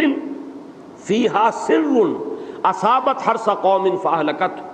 مثال ایک اس ہوا کی جس میں پالا تھا، سردی تھی، ٹھٹھر تھی، اور وہ کسی قوم کی کھیتی کے اوپر سے وہ ہوا گزری اور اس کھیتی کو ہلاک کر گئی، پالا مار گیا۔ تو یہ یا تو سرن سے ہے یا سریرن سے ہے۔ مراد اصل میں یہ ہے کہ سخت تیز ٹھنڈی اور انتہائی تیز رفتار کے ساتھ چلنے والی ہوا۔ عاتیہ کے بھی دو مفہوم بیان کیے گئے، ایک تو یہ کہ عطاؤ، عطا یعطو، یہ آتا ہے سرکشی کے لیے، یعنی اس ہوا کی ایک تو صفت بیان ہوئی سرسر، اور ایک یہ کہ عاتیہ بہت ہی حد سے متجاوز، بہت سرکش ہوا، بڑی تیز و تند ہوا، اپنی انتہا کو پہنچی ہوئی۔ یا یہ عتیہ سے ہے، عتیہ بھی کہتے ہیں اس شے کو جو اپنی پوری انتہا کو پہنچ چکی ہو، جیسے کہ سورہ مریم میں فرمایا حضرت یحییٰ کے والد حضرت زکریا علیہ السلام، ان کا جو قول آیا وَقَدْ بَلَغْتُ مِنَ الْكِبَرِ عِتِيًّا، میں تو اب بڑھاپے کی انتہا کو پہنچ چکا ہوں۔ تو یہ اس کا باد سرسر کا اپنی سرسریت میں انتہا کو پہنچ جانا، یا ہوا کا اپنی تیزی اور تندی کے اندر انتہا کو پہنچ جانا، یہ دونوں مفہوم جو ہے عاتیہ کے ہوں گے۔ اس کے بعد فرمایا سخرها علیہم 7 لیال و8 ایام حسوما فتری القوم فیہا سرعا کانہم اعجاز نخل خاویہ۔ اللہ تعالیٰ نے اس ریح سرسر کو جو عاتیہ تھی مسخر کر دیا، لگا دیا ان پر۔ مسخر ہوتا ہے کسی کے لیے کسی کام کو معمور کر دینا، کسی کام پر، تو اسے معمور کر دیا تھا ان پر اللہ نے 7 راتیں اور 8 دن مسلسل پے ہم متواتر۔ حسومن کے بھی اب یہاں پر 2 ترجمے کیے گئے ہیں، حسومن کے ایک معنی ہے المتتابع، وہ شے کہ جو مسلسل چل رہی، کوئی وقفہ نہیں تھا۔ اگر تھوڑی دیر جھکڑ چڑھے، پھر تھوڑی سی کوئی وقفہ پڑ جائے تو کوئی سانس آ جائے، کوئی آدمی ریکور کر لے، ریکوپ کر لے، پھر چلیے جھکڑ آ گیا، لیکن یہ نہیں، مسلسل 7 دن اور 8 راتیں یہ تیز و تند سخت پالے والی ہوا وہ ان کے اوپر اللہ نے مسخر کر دی حسومن۔ اور حسم کے معنی ایک ہے الحسم ازالت و اثر الشیء، کسی شے کا نام و نشان مٹا دینا بھی حسم ہے۔ تو حسومن یہاں پر گویا کہ اس کی نتیجہ خیزی کے اعتبار سے ہوگا، یا تو اس ہوا کی صفت ہے کہ وہ متواتر چلتی رہی، وہ آندھی وہ جھکڑ متواتر بغیر کسی وقفے کے جاری رہا، یا یہ ہے کہ اس کی جو نتیجہ خیزی ہے تہس نہس کر کے رکھ دیا، حسومن جڑ کاٹ دی، جس کو قرآن مجید میں کہا جاتا ہے فَقُطِعَ دَابِرُ الْقَوْمِ الَّذِينَ ظَلَمُوا، جڑ کاٹ دی گئی اس قوم کی جس نے شرک اور ظلم کی روش اختیار کی تھی۔ جیسے کہ فرمایا گیا کَأَلَّمْ يَغْنَوْا فِيهَا، ایسے ہو گیا جیسے وہ کہیں تھے ہی نہیں، کبھی یہاں بستے ہی نہیں تھے۔ لا یرا الا مساکنہم، اب ان کے مسکن رہ گئے ہیں، ان مسکنوں کے اندر سکونت رکھنے والے مکین جو تھے نہیں رہے، مکان ہے۔ تو یہ ہے عذاب استیصال۔ استیصال اصل میں بنا ہے اصل سے، اصل کہتے ہیں جڑ، استیصال کے معنی ہوں گے جڑ سے اکھیڑ دینا۔ ایک تو یہ کہ آپ نے ایک پودے کو اوپر سے کاٹ دیا،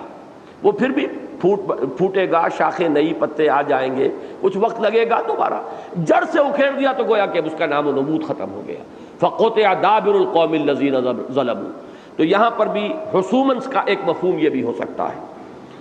سَخَّرَهَا عَلَيْهِمْ 7 لَيَالٍ و8 أَيَّامٍ حُسُومًا فَتَرَى الْقَوْمَ فِيهَا صَرْعًا، تو تم دیکھتے ہو یا دیکھتے، یہاں پہ عام دیکھنے والے کو گویا کہ ایک چونکہ چشم تصور کے سامنے ایک بات لانی ہے، تصور کرنے کے لیے، لہذا یہاں پہ کہا جا رہا ہے مخاطب سے گویا کہ تم یہ دیکھتے، تمہارے سامنے یہ منظر ہوتا، اگر تم اس وقت وہاں ہوتے تو یہ دیکھتے۔ فَتَرَى الْقَوْمَ فِيهَا صَرْعًا، قوم کو یعنی قوم عاد کو تم دیکھتے اس میں سے مراد فی ارضہم، ان کی زمین میں، یا اس ہوا اس جھکڑ میں، یہ اس کی طرف بھی اس کی جو ہے ضمیر جا سکتی ہے، لیکن کس شکل میں دیکھتے؟ صرعا، صرعا سریع کی جمع ہے، اور سریع جو ہے باب فعیل پر یعنی وزن فعیل کے وزن پر ہے، صفت مشبہ، لیکن یہاں یہ مفعول کے معنی دے رہا ہے، مسروع، وہ کہ جو پچھاڑ دیا گیا ہو۔ مصارعہ کہتے ہیں کشتی کو، کشتی میں 2 پہلوان زور لگاتے ہیں اور بہرحال آخر میں ایک جو ہے اس کو دوسرا پچھاڑ دیتا ہے۔ اب جو پچھڑ جاتا ہے اس کی جو کیفیت ہے، کبھی بھی آپ نے دیکھی معلوم ہوتا کہ بالکل ڈھیلا پڑ گیا، اس سے پہلے اس میں جان تھی، ہمت تھی، کچھ نہ کوئی مدافعت کر رہا تھا، ہاتھ پاؤں مار رہا تھا۔ اب جب معلوم ہوا فیصلہ ہو گیا تو پھر ایک دم آپ دیکھتے ہیں ایسے چت پڑا ہوا جیسے کہ اس کے وہ مسل بھی ڈھیلے ہو گئے، اس لیے کہ ہمت اور پھر ایک افسوس اور رنج کی کیفیت، وہ پھر کچھ دیر جس حالت میں پڑا ہوتا ہے ساکت و صامت، وہ ہے گویا کہ ایک نقشہ جس کا کھینچا گیا ہے، جیسے کہ پچھاڑے گئے ہوں۔ وہ پہلوان بھی تھے اصل میں، اس لیے کہ قرآن مجید میں دوسرے مقامات پر آیا بڑی قداور قوم تھی، بڑے جسیم لوگ تھے، انہوں نے عمارتیں بھی بڑی اونچی اونچی بنائی تھی، ذات العماد التي لم يخلق مثلها في البلاد، ایسے اونچے اونچے ستونوں والی عمارتیں، پھر خود بھی قداور تھے بہت اور بڑے جسیم، لیکن یہ اس میں ایسے پڑے تھے جیسے پہلوان پچھڑ گئے ہوں سب کے سب اور پچھاڑے پڑے ہوں۔ یہیں پر وہ حدیث بھی مجھے یاد آئی تھی، میں نے نوٹ کیا، آپ بھی سن لیجئے۔ حضور نے فرمایا صلی اللہ علیہ وسلم لیس الشدید بالسرعہ، طاقتور اور پہلوان وہ شخص نہیں ہے کہ جو پہلوانی میں اور کشتی میں کسی کو پچھاڑ لے، بلکہ شدید کون ہے؟ ولیکن الشدید من یملک نفسہ عند الغضب، اصل پہلوان وہ ہے جو غصے میں اپنے نفس پر قابو رکھ سکے، وہ ہے پہلوانی، وہ ہے طاقت، وہ ہے ہمت اور جرأت کا معاملہ۔ باقی یہ جسمانی طور پر کشتی کر لینا، ایک دوسرے کو پچھاڑ دے، یہ کوئی بات نہیں ہے۔ لیس الشدید بالسرعہ ولکن الشدید من یملک نفسہ عند الغضب، اصل میں تو پہلوان وہ ہے کہ جو اپنے نفس کو غصے کے وقت قابو میں رکھ سکے۔ تو مصارعہ پہلوانی ہے، کشتی ہے، مقابلہ ہے، اس سے مسروع جو پچھڑ گیا، سریع باب فعیل کے وزن پر صفت مشبہ، اس کی جمع سرعا۔ فَتَرَى الْقَوْمَ فِيهَا سَرْعًا، تو دیکھتا قوم کو اس میں پچھڑی ہوئی، ایسے پڑے ہوئے، اور پھر مزید صرف ایک لفظ کے اندر بھی اگرچہ پوری تصویر موجود ہے سرعا کے لفظ میں، لیکن مزید تمثیل دی گئی، تشبیہ دی گئی، کَأَنَّهُمْ أَعْجَازُ نَخْلٍ خَاوِيَةٍ، گویا کہ وہ کھوکھلے تنے ہوں کھجور کے کہ جو جڑ سے اکھیڑ دیے گئے ہوں۔ اس کو کسی جگہ نخل منقعر کہا گیا ہے، یہ غالباً سورہ قمر میں 27ویں پارے میں۔ تو یہ کہ وہ پڑے ہوئے ایسے تھے کہ جو کھجور کے کھوکھلے تنے ہو، اور کھوکھلا خاص طور پر اس لیے کہا گیا خاویہ کہ در حقیقت جس میں حق نہیں ہے اس میں جان نہیں ہوتی، تن و توش ہوا کرے۔ جیسے منافقین کے بارے میں فرمایا گیا کہ یہ تو سوکھی لکڑیوں کے مانند ہیں، خشب مسندہ، یہ تو ایسی سوکھی لکڑیوں کے مانند ہیں، اے نبی ان کے تن و توش پر نہ جائیے۔ سوکھی لکڑیاں جنہیں کہ سہارا دے کر کھڑا کر دیا جائے، درخت تو اپنی جڑ پر کھڑا ہوتا ہے، سوکھی لکڑی ہے اسے تو کسی سہارے کی ضرورت ہوگی، کھڑا کر دیا جائے، چاہے وہ کتنا ہی بڑا لاگ آف وڈ ہو، لیکن اس میں کچھ شے نہیں ہے۔ اسی طرح یہ تن و توش جو حق سے خالی ہے جسم، در حقیقت اس کے اندر جان نہیں ہے۔ تو جیسے کہ کھجور کا تنا کھوکھلا ہو، چاہے کتنا ہی چوڑا نظر آ رہا ہو، اس کا جو بھی خول ہے وہ کتنا ہی مرعوب کن ہو، لیکن ہے خالی۔ کأنہم اعجاز نخل خاویہ، گویا کہ کھوکھلے تنے ہیں کھجور کے جو پڑے ہوئے۔ فہل تری لہم من باقیہ، تو کیا تم دیکھتے ہو ان میں سے کسی ایک بھی باقی کو؟ اب یہ باقیہ اصل میں تو باقی پر بات ختم ہو جانی چاہیے، لیکن یہ کہ ہے اس میں آئی ہے اضافی طور پر۔ اس میں بعض اوقات تو یہ ہاں مبالغے کے لیے بھی آتی ہے، بعض اوقات یہاں پر صرف یہ کہ ایک جو ردم چلا رہا ہے، جو قوافی ہے، اس کی رعایت سے، یعنی یہ کہ قوم کا ایک ایک فرد ہلاک کر دیا گیا، سوائے ان اہل ایمان کے کہ جو وقت کے رسول کے ساتھ پہلے ہی وہاں سے نکال دیے جاتے تھے۔ حضرت ہود کے ساتھ قوم عاد کے اہل ایمان نکال دیے گئے، وہ چلے گئے۔ اب جو پھر جو رہ گئے پیچھے، ان میں سے کوئی نہیں بچا۔ قوم سمود میں سے جو ایمان لائے حضرت صالح کے ساتھ، وہ چلے گئے۔ اسی طریقے سے کہا گیا حضرت لوط علیہ السلام سے کہ اپنے گھر والوں کو لے کے نکل جاؤ، کوئی پیچھے نہ مڑ کر دیکھے، اس لیے کہ اب جو عذاب آنے والا ہے تو وہ ان سب کو تہس نہس کر کے رکھ دے گا۔ تو چونکہ وہ لوگ تو نکل چکے ہوتے تھے، اس کے بعد جو بھی باقی قوم تھی وہ پوری کی پوری ہلاک کر دی جاتی تھی۔ فَهَلْ تَرَىٰ لَهُم مِّن بَاقِيَةٍ، اگرچہ یہ استفہام ہے، کیا تم دیکھتے ہو ان میں سے کسی کو بھی بچنے والا، لیکن اس کو کہتے ہیں استفہام تقریری کہ کوئی بھی نہیں تھا بچنے والا۔ وَجَاءَ فِرْعَوْنُ وَمَنْ قَبْلَهُ وَالْمُؤْتَفِكَاتُ بِالْخَاطِئَةِ، اور فرعون اور جو اس سے پہلے تھے اور وہ بستیاں جو الٹ دی گئی تھی، وہ بھی خطا، خاطیہ، عصیان، خطا، گناہ، معصیت کے ساتھ، یعنی انہوں نے بھی وہی روش اختیار کی۔ جیسے یہ سمود اور عاد کا ذکر ہو رہا ہے، ایسے ہی خطا کاری، ایسی ہی گناہ گاری، ایسے ہی معصیت اپنے رسول کی، جیسے کہ آگے آ گیا فَعَصَوْا رَسُولَ رَبِّهِمْ، انہوں نے نافرمانی کی اپنے رسول، اپنے رب کے رسول کی۔ اور اس سے ظاہر بات ہے کہ ایک رسول مراد نہیں ہے، ہر قوم کا اپنا رسول مراد ہوگا۔ حضرت فرعون کے لیے حضرت موسیٰ، آل فرعون کے لیے حضرت موسیٰ، اور اسی طریقے سے مؤتفقات سے مراد ہے وہ بستیاں صدوم اور عامورہ کی، جن کی طرف کہ حضرت لوط علیہ السلام بھیجے گئے تھے، اور ان کے لیے جو ہے یہاں مراد ہوں گے حضرت لوط۔ البتہ اس میں جو درمیان میں آیا ہے ومن قبلہ، قبلہ کی ضمیر فرعون کی طرف ہے، وہ جا فرعون ومن قبلہ، ویسے الفاظ عام ہے کہ جو بھی پہلی کافر قومیں تھیں، لیکن یہ ہے کہ اگر قرآن مجید کے دوسرے نظائر پر نگاہ رکھی جائے تو یہاں متعین طور پر مراد ہے قوم شعیب، اس کو اصولی طور پر سمجھ لیجئے، اس لیے کہ 6 ہی اقوام ہیں جن کا ذکر قرآن مجید میں آیا ہے متواتر، پے ہم، تکرار کے ساتھ، اعادے کے ساتھ، اور ان میں ایک تو زمانی ترتیب ہے۔ زمانی ترتیب میں سب سے پہلے حضرت نوح کی قوم ہے، پھر حضرت ہود کی قوم یعنی قوم عاد، پھر حضرت صالح کی قوم یعنی قوم سمود، پھر اس کے بعد قوم لوط جو عامورہ اور صدوم کی بستیوں کے اندر آباد تھی، اس کے بعد قوم شعیب یا قوم مدین جس کی طرف حضرت شعیب بھیجے گئے،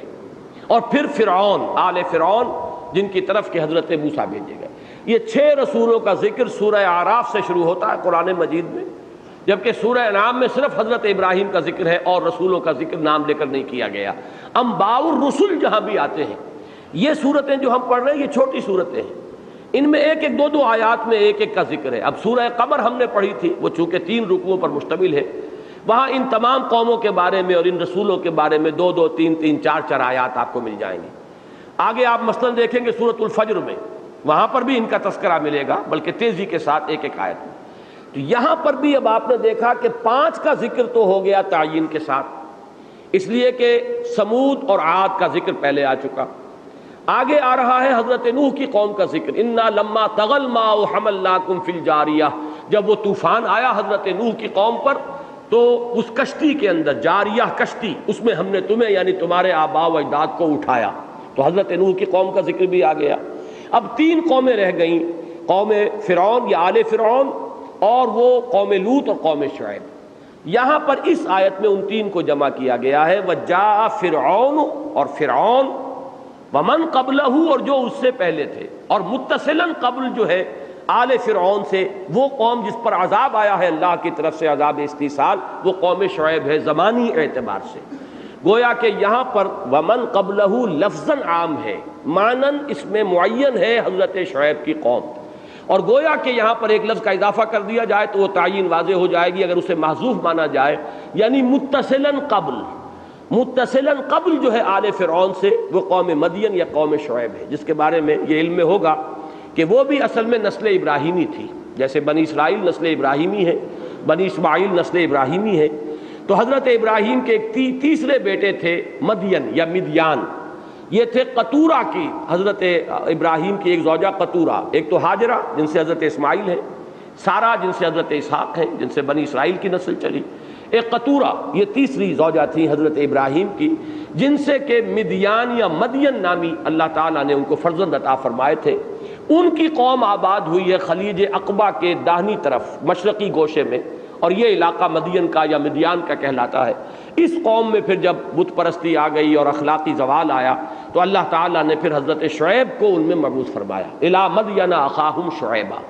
تو یہاں ان آیات میں 5 کا ذکر صراحت اور تعین کے ساتھ ہے، 6 کا صرف کنایتن، اور وہ قوم شعیب ہے۔ وجاء فرعون ومن قبلہ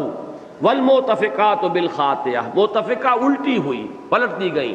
وہاں بھی کوئی جو عامورہ اور صدوم کی بستیوں پر جو عذاب آیا ہے، کوئی زلزلہ بھی آیا ہے، حاصب بھی آئی ہے، انہیں پلٹ بھی کر دیا، الٹ بھی دیا گیا، چھتوں پر جو ہے وہ دیواریں آ گریں، جب کوئی عمارت گرتی ہے چھت نیچے بیٹھتی ہے، دیواریں اس کے اوپر آ جاتی ہیں، تلپٹ ہو جاتا ہے معاملہ۔ جیسے کہ پہلے تو تھا کہ دیواروں پر چھت ہے، پھر جب عمارت گری تو چھت پہلے نیچے آئی، پھر دیواریں اس کے اوپر پڑی۔ یہ وہ لفظ ہے کہ جو اس کیفیت کو ظاہر کرتا ہے۔ وہ بستیاں اس طریقے سے تلپٹ کر دی گئیں، پھر ان کے اوپر پتھراؤ ہوا ہے جس سے کہ وہ دھس گئی ان کے اندر، اور پھر وہ سمندر کے اندر رفتہ رفتہ یہ جو بحر مردار ہے، دی ڈیڈ سی، اسی کے ساحل پر یہ بستیاں تھیں، اور وہ سب کے سب اسی کا حصہ بن گئیں، اب ان کا نام و نشان کہیں موجود نہیں۔ تو یہ ہے مؤتفقات۔ ان قوموں نے بھی وہی حرکت کی جو سمود نے کی تھی، عاد نے کی تھی، خطا کاری، گناہ گاری، معصیت، اور اس پہ سب سے بڑی معصیت مستضاد فعصوا رسول ربہم، جب اللہ نے ان کی طرف رسول بھیجے انہوں نے اپنے رب کے رسولوں کا انکار کیا۔ ہر قوم نے اس رسول کا انکار کیا، نافرمانی کی، معصیت کی جو ان کے رب نے ان کی طرف بھیجا تھا۔ فَأَخَذَهُمْ أَخْذَةً رَابِيَةً، تو پکڑا اللہ نے ان کو ایک ایسی پکڑ سے جو بہت بڑھنے والی، بڑھتی چڑھتی پکڑ۔ اب یہ رابیہ کا لفظ ربا سے بنا ہے۔ ربا وہ شے جو سود در سود چڑھتا چلا جاتا ہے، بڑھتا چلا جاتا ہے، رقم جو ہے، قرض جو ہے، اس کی مقدار بڑھتی چلی جاتی ہے۔ اسی سے در حقیقت تربیت ہے باب تفعیل میں، کسی کی پرورش کرنا، پالنا، پوسنا، یہ بھی اسی سے ہے۔ اور یہاں پہ رابیہ ہر وہ شے جو بڑھ رہی ہو، تو یہاں اخذۃ الرابیہ ایسی پکڑ جو بڑھنے والی تھی۔ جیسے کہ جب طوفان آیا تو وہ طوفان بھی ایک دم تو نہیں آیا، رفتہ رفتہ وہ بڑھا، اور بڑھ کر پھر وہ سب کی ہلاکت کا ذریعہ بن گیا۔ تو اسی طریقے سے جب آندھی چلی تو ایک دم سب ہلاک نہیں ہو گئے، 7 دن 8 دن 7 لیال و 8 ایام، 8 دن اور 7 راتیں مسلسل چلی۔ تو یہ اخذۃ الرابیہ، اسی طریقے سے اللہ نے ان کو بھی پکڑا ہے، ایک ایسی پکڑ سے جو بہت بڑھتی ہوئی پکڑ تھی۔ انا لما طغى الماء، اب جیسا کہ میں نے عرض کیا تھا یہاں ترتیب جو ہے ذرا مختلف ہو گئی ہے، اور وہ کیا وجہ ہے وہ میں بعد میں عرض کروں گا انشاءاللہ۔ اب یہاں حضرت نوح کی قوم کا ذکر ہو رہا ہے، وہ طغیانی سے اور سیلاب سے ہلاک کیے گئے۔ انا لما طغى الماء، اب وہی لفظ طغیانی یہاں بھی آ گیا، طاغیہ، طغى الماء، پانی جب بڑھا چڑھا، اب یہاں لفظ مناسب ہوگا اردو کا، جب پانی چڑھا، یہ پانی جو ہے زمین میں سے بھی یہ پھوٹا ہے چشمے سے، فارت النور، اور آسمان سے بھی برسا ہے، فالتقى الماء على امر قد قدر، زمین سے ابلنے والا پانی، آسمان سے برسنا والا پانی، دونوں پانی مل گئے اس فیصلے کی تکمیل اور تنفیذ کے لیے جو اللہ طے کر چکا تھا۔ تو جب یہ پانی چڑھا، حملناکم فی الجاریہ، تو اے لوگو ہم نے تمہیں اٹھایا، تمہیں سوار کرایا ایک چلنے والی کشتی میں۔ جاریہ جرا یجری چلنا، اور جاریہ اس سے اس میں فاعل ہو گیا مؤنث، چلنے والی مراد ہے کشتی، وہ کشتی جو اللہ تعالیٰ کے حکم سے حضرت نوح نے تیار کی، اور جس میں پھر اللہ تعالیٰ نے ان کے جو اہل ایمان تھے، ان کے ساتھ جو لوگ ایمان لائے تھے، انہیں نجات دی، جس کے ذریعے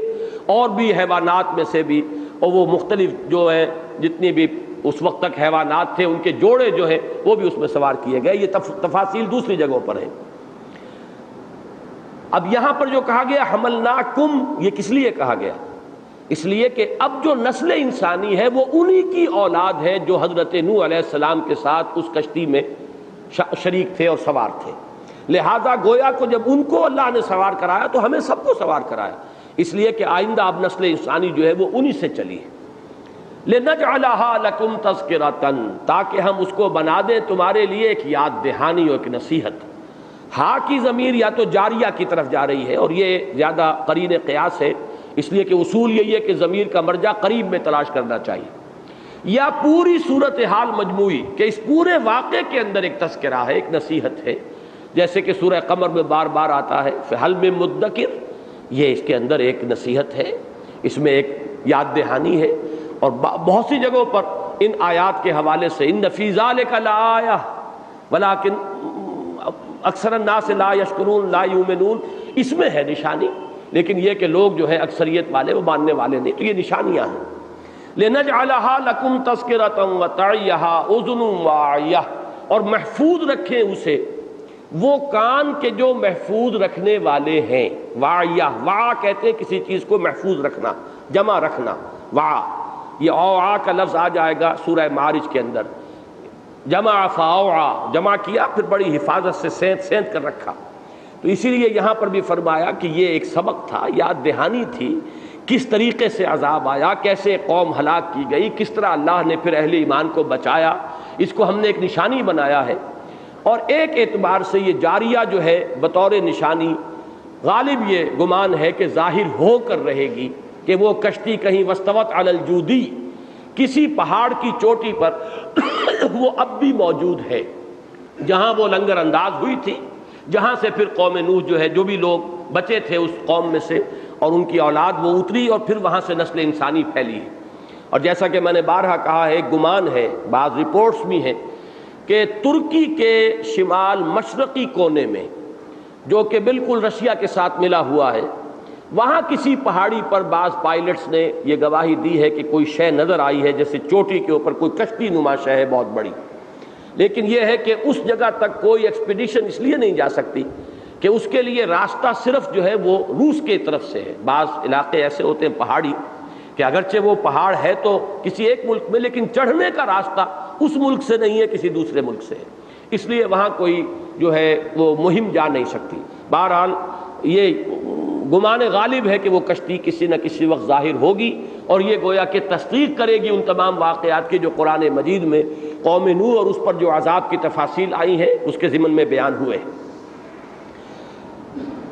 اب یہاں تک تو یہ جس کو میں نے عنوان دیا تھا انباء الرسل، رسولوں اور ان کی قوموں کے انجام کے ضمن میں اہم خبریں، اہم واقعات۔ وہ جو بات میں عرض کر رہا تھا کہ بعد میں عرض کروں گا کہ ترتیب زمانی یہاں کیوں اختیار نہیں کی گئی۔ اصل میں اہل عرب جو اصل مخاطب ہیں حضور کے اور قرآن کے ابتدائی اور اولین مخاطب، تو جزیرہ نمائے عرب کے اندر اندر جو قومیں تھیں ان کی داستانیں ان میں زیادہ معروف تھیں، زیادہ جانتے تھے، اس لیے کہ یہ عرب بائدہ، یہ پرانی عرب اقوام شمار ہوتی ہیں، وہ دو ہی ہیں، سمود اور عاد۔ عاد جو ہے اس کا علاقہ جنوبی عرب کا جزیرہ نما جہاں چوڑا ہو جاتا ہے، یہ بہت شرقاً غرباً جو ہے فاصلہ بہت زیادہ ہو جاتا ہے، اس کے درمیان میں جو اس وقت بدترین قسم کا صحرا ہے، وہاں کسی انسان کا گزر ممکن نہیں ہے۔ وہاں کی ریت بھی ایسی ہے جیسے راکھ ہوتی ہے، بہت ہی باریک بھربھری سی، جو کسی شے کو سپورٹ نہیں کرتی، کوئی چیز ہوگی وہ دھنستی چلی جائے گی، لہذا وہ انتہائی اب یوں سمجھیے کہ خالی علاقہ ہے ہر اعتبار سے۔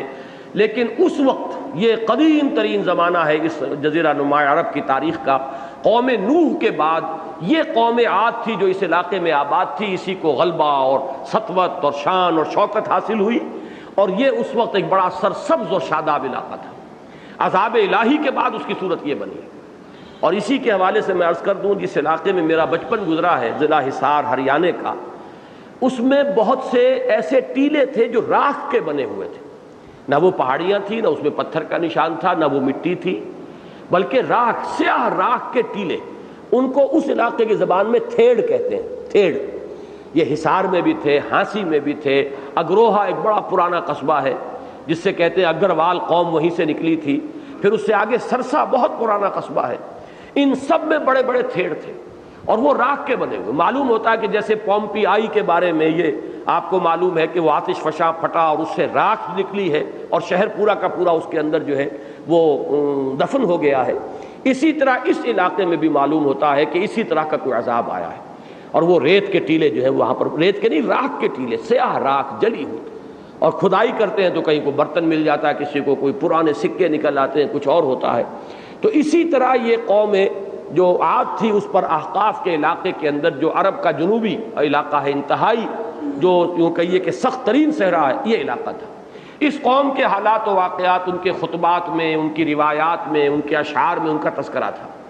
اسی طرح قوم سمود یہ بھی جزیرہ نما عرب کے اندر کی قوم تھی۔ یہ قوم جو ہے یہ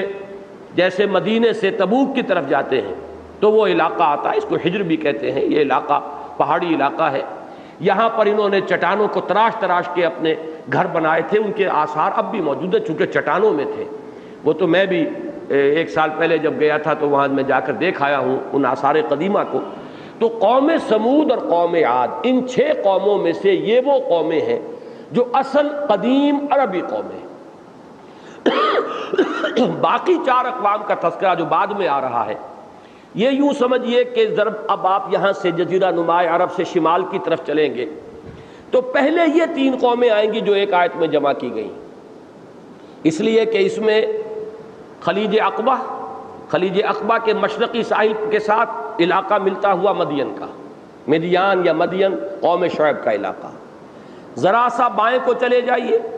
سینائی پیننسولا کراس کیجئے، یہ آل فرعون کا علاقہ، یہ تقریباً ایک سٹریٹ لائن میں بنیں گے تینوں، اور مشرق میں جائیے تو بحر مردار کے کنارے پر صدوم اور عمورہ کی وہ بستیاں تھیں جن میں کہ وہ قوم آباد تھی جن کی طرف حضرت لوط بھیجے گئے علیہ الصلوۃ والسلام۔ یہ تینوں ایک سیدھے خط کے اوپر واقع ہیں، لہذا ان 3 کو ایک میں جمع کیا۔ جزیرہ نما عرب سے نکلیے تو عاد اور سمود یہ تو وہ ان کی پرانی اقوام ہیں جو عرب باعدہ، وہ قومیں جو ہلاک ہو چکی عرب کی قدیم ترین اقوام۔ اوپر نکلیے شمال کی طرف تو ایک تقریباً خط مستقیم میں آپ کو مشرق سے مغرب چلیں گے تو قوم لوط، قوم شعیب، آل فرعون جن کی طرف حضرت موسیٰ بھیجے گئے۔ ذرا اور اوپر چلے جائیے تو وہ علاقہ جو اب کردستان کہلاتا ہے، جو ترکی، روس، عراق اور ایران، ان 4 ملکوں کا جہاں پر کہ بلکہ ایک تھوڑا سا حصہ، ایک چونچ نوک سی تھوڑی سی شام کی بھی اس میں شامل ہو جاتی ہے، یہ علاقہ ہے جو مسکن تھا قوم نوح کا جو کہ ہلاک کیے گئے، لہذا سب سے شمال میں یہ تھا، اس کا آخر میں ذکر کیا گیا۔ ترتیب زمانی اگر ہوگی تو پہلے نوح، پھر عاد، پھر سمود، پھر قوم لوط، پھر قوم مدین، پھر حضرت موسیٰ کی قوم یا آل فرعون جن کی طرف وہ بھیجے گئے، اور یہ چونکہ جغرافیائی ہے ترتیب، وہ اس ترتیب سے بنتی ہے۔ تو انباء الرسل کے بعد اب دوسرا اہم مضمون جو ہے سورہ مبارکہ کا وہ ہے احوال قیامت۔ یہ احوال ہے بڑی سے بھی ہو سکتا ہے اور چھوٹی ہے سے بھی۔ احوال حالت کی جمع، اور ہولناکیاں، ہول آ رہا ہے، ہولناک، تو وہ احوال قیامت ہے۔ فَإِذَا نُفِخَ فِي الصُّورِ نَفْخَةٌ وَاحِدَةٌ، اب یہاں سے وہ بات شروع ہوئی، تو جب پھونک ماری جائے گی سور میں، ایک ہی مرتبہ کی پھونک، یہ بھی معلوم یہ ہوتا ہے کہ وہ تسلسل کے لیے واحدہ کہا گیا، مسلسل وہ ٹرمپٹ جو ہے سور کے بارے میں کہا گیا وہ قرن کے مانند کوئی شے ہے. اب اس کو ایک تشبیہ دی گئی ہے سینگ سے. اس سینگ میں پھونک ماری جائے گی، لیکن وہ سینگ کون سا سینگ ہوگا، اس کی کیا جسامت ہوگی، پھونک مارنے والی کون ہستی ہوگی؟ اسرافیل، سورہ اسرافیل اس لیے آپ اسے کہتے ہیں. تو وہ ظاہر بات ہے کہ ایک لفظی مشابہت ہے صرف کہ جو ہمیں اس لفظ کے حوالے سے دے دی گئی. اس کی حقیقت کو ہم جان نہیں سکتے، نہ اس کی عظمت، نہ اس کی اصل شان و شوکت. لیکن یہ کہ جو اس کا حاصل ہے وہ یہ ہے کہ کوئی ایسی جیسے آواز ہم نکالتے ہیں کسی سینگ کے اندر پھونک مار کر یا آج کل جسے آپ کہتے ہیں ٹرمپٹ جو ہے، اس کے اندر زور سے جب پھونکا جاتا ہے، اسی طرح سے کوئی بہت بڑا ٹرمپٹ ہے، اس میں ایک مسلسل چنگھاڑ اس سے نکلے گی. فَإِذَا نُفِخَ فِي الصُّورِ نَفْخَةٌ وَاحِدَةٌ، ایک ہی چنگھاڑ ہوگی پیہم مسلسل بڑھتی چلے جانے والی. وَحُمِلَتِ الْأَرْضُ وَالْجِبَالُ فَدُكَّتَا دَكَّةً وَاحِدَةً، اور اٹھا لیے جائیں گے زمین بھی، اٹھا لیا جائے گا زمین کو بھی اور پہاڑوں کو بھی. یہ زمین یوں سمجھیے کہ یہ عطف ہو رہا ہے کل پر جز کا. اس زمین ہی کا جز یہ پہاڑ بھی ہے. ارض والجبال، زمین اور پہاڑ، یہ عطف جو ہے یہ ہو رہا ہے ارض پر جو کل ہے، جبال کا جو اس کا جز ہے. یعنی یہ کہ زمین کو اٹھا لیا جائے گا پہاڑوں سمیت. فَدُكَّتَا دَكَّةً وَاحِدَةً، پھر پٹخ دیا جائے گا ایک ہی مرتبہ کا پٹخا جانا. اب یہ اس کا بامحاورہ ترجمہ ہے جو میں نے کیا ہے کہ پٹخ دیا جائے گا. ویسے دال کاف کا مادہ آتا ہے،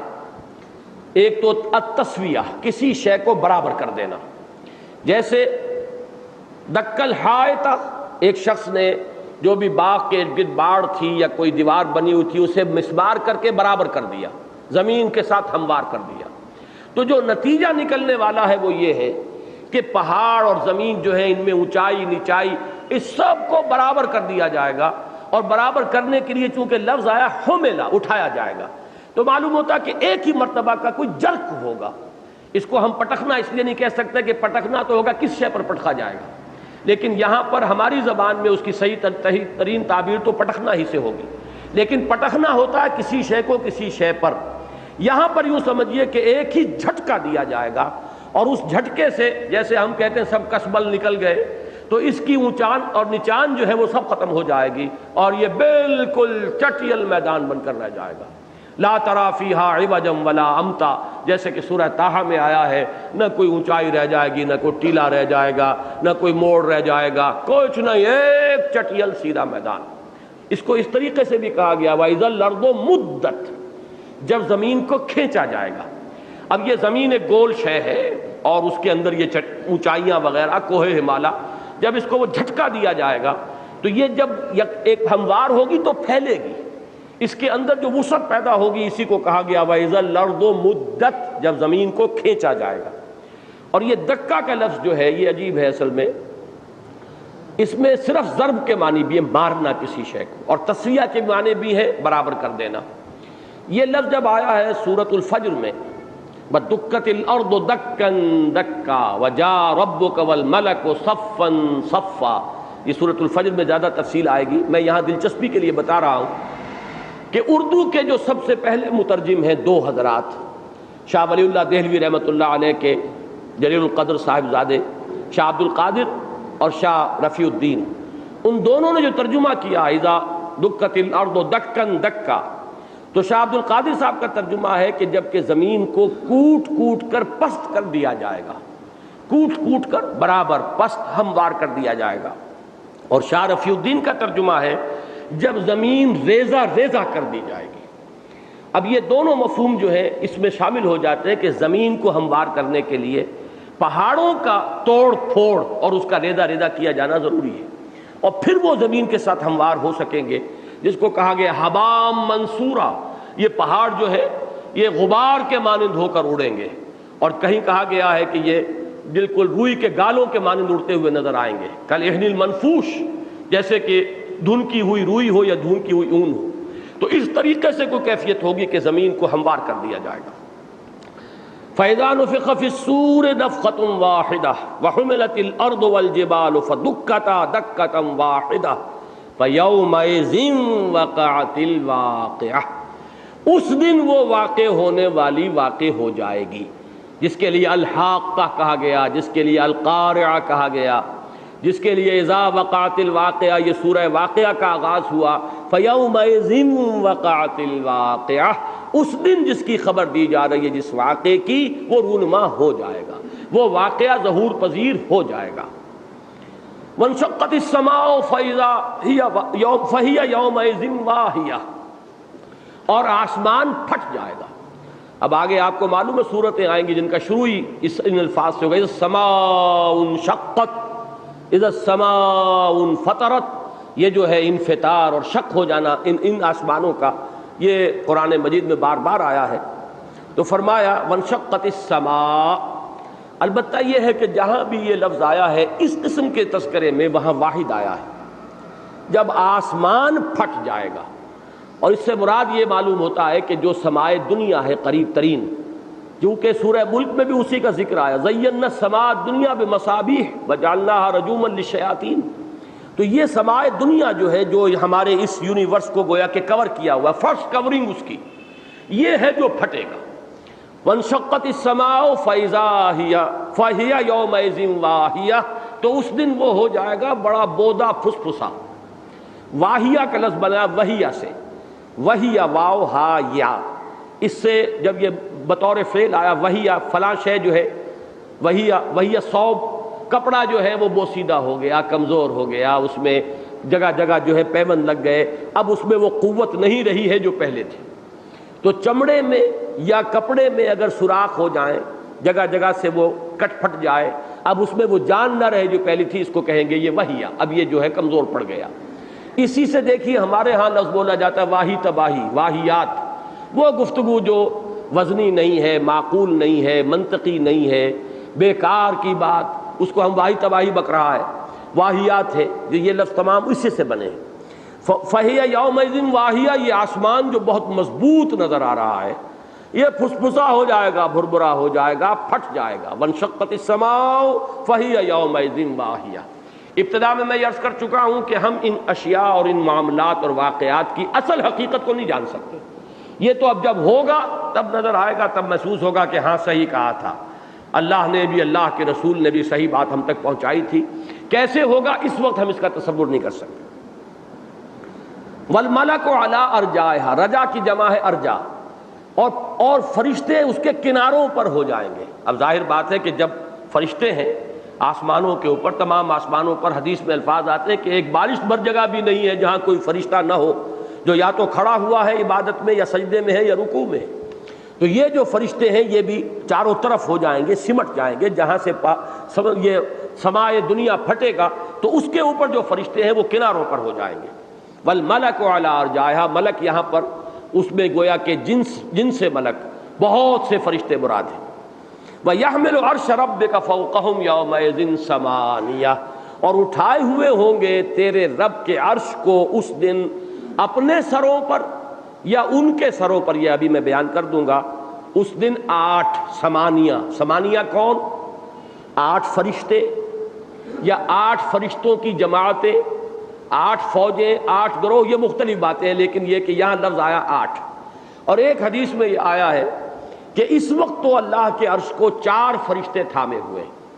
لیکن قیامت کے دن 8 فرشتے ہیں جو اسے تھامے ہوئے ہوں گے۔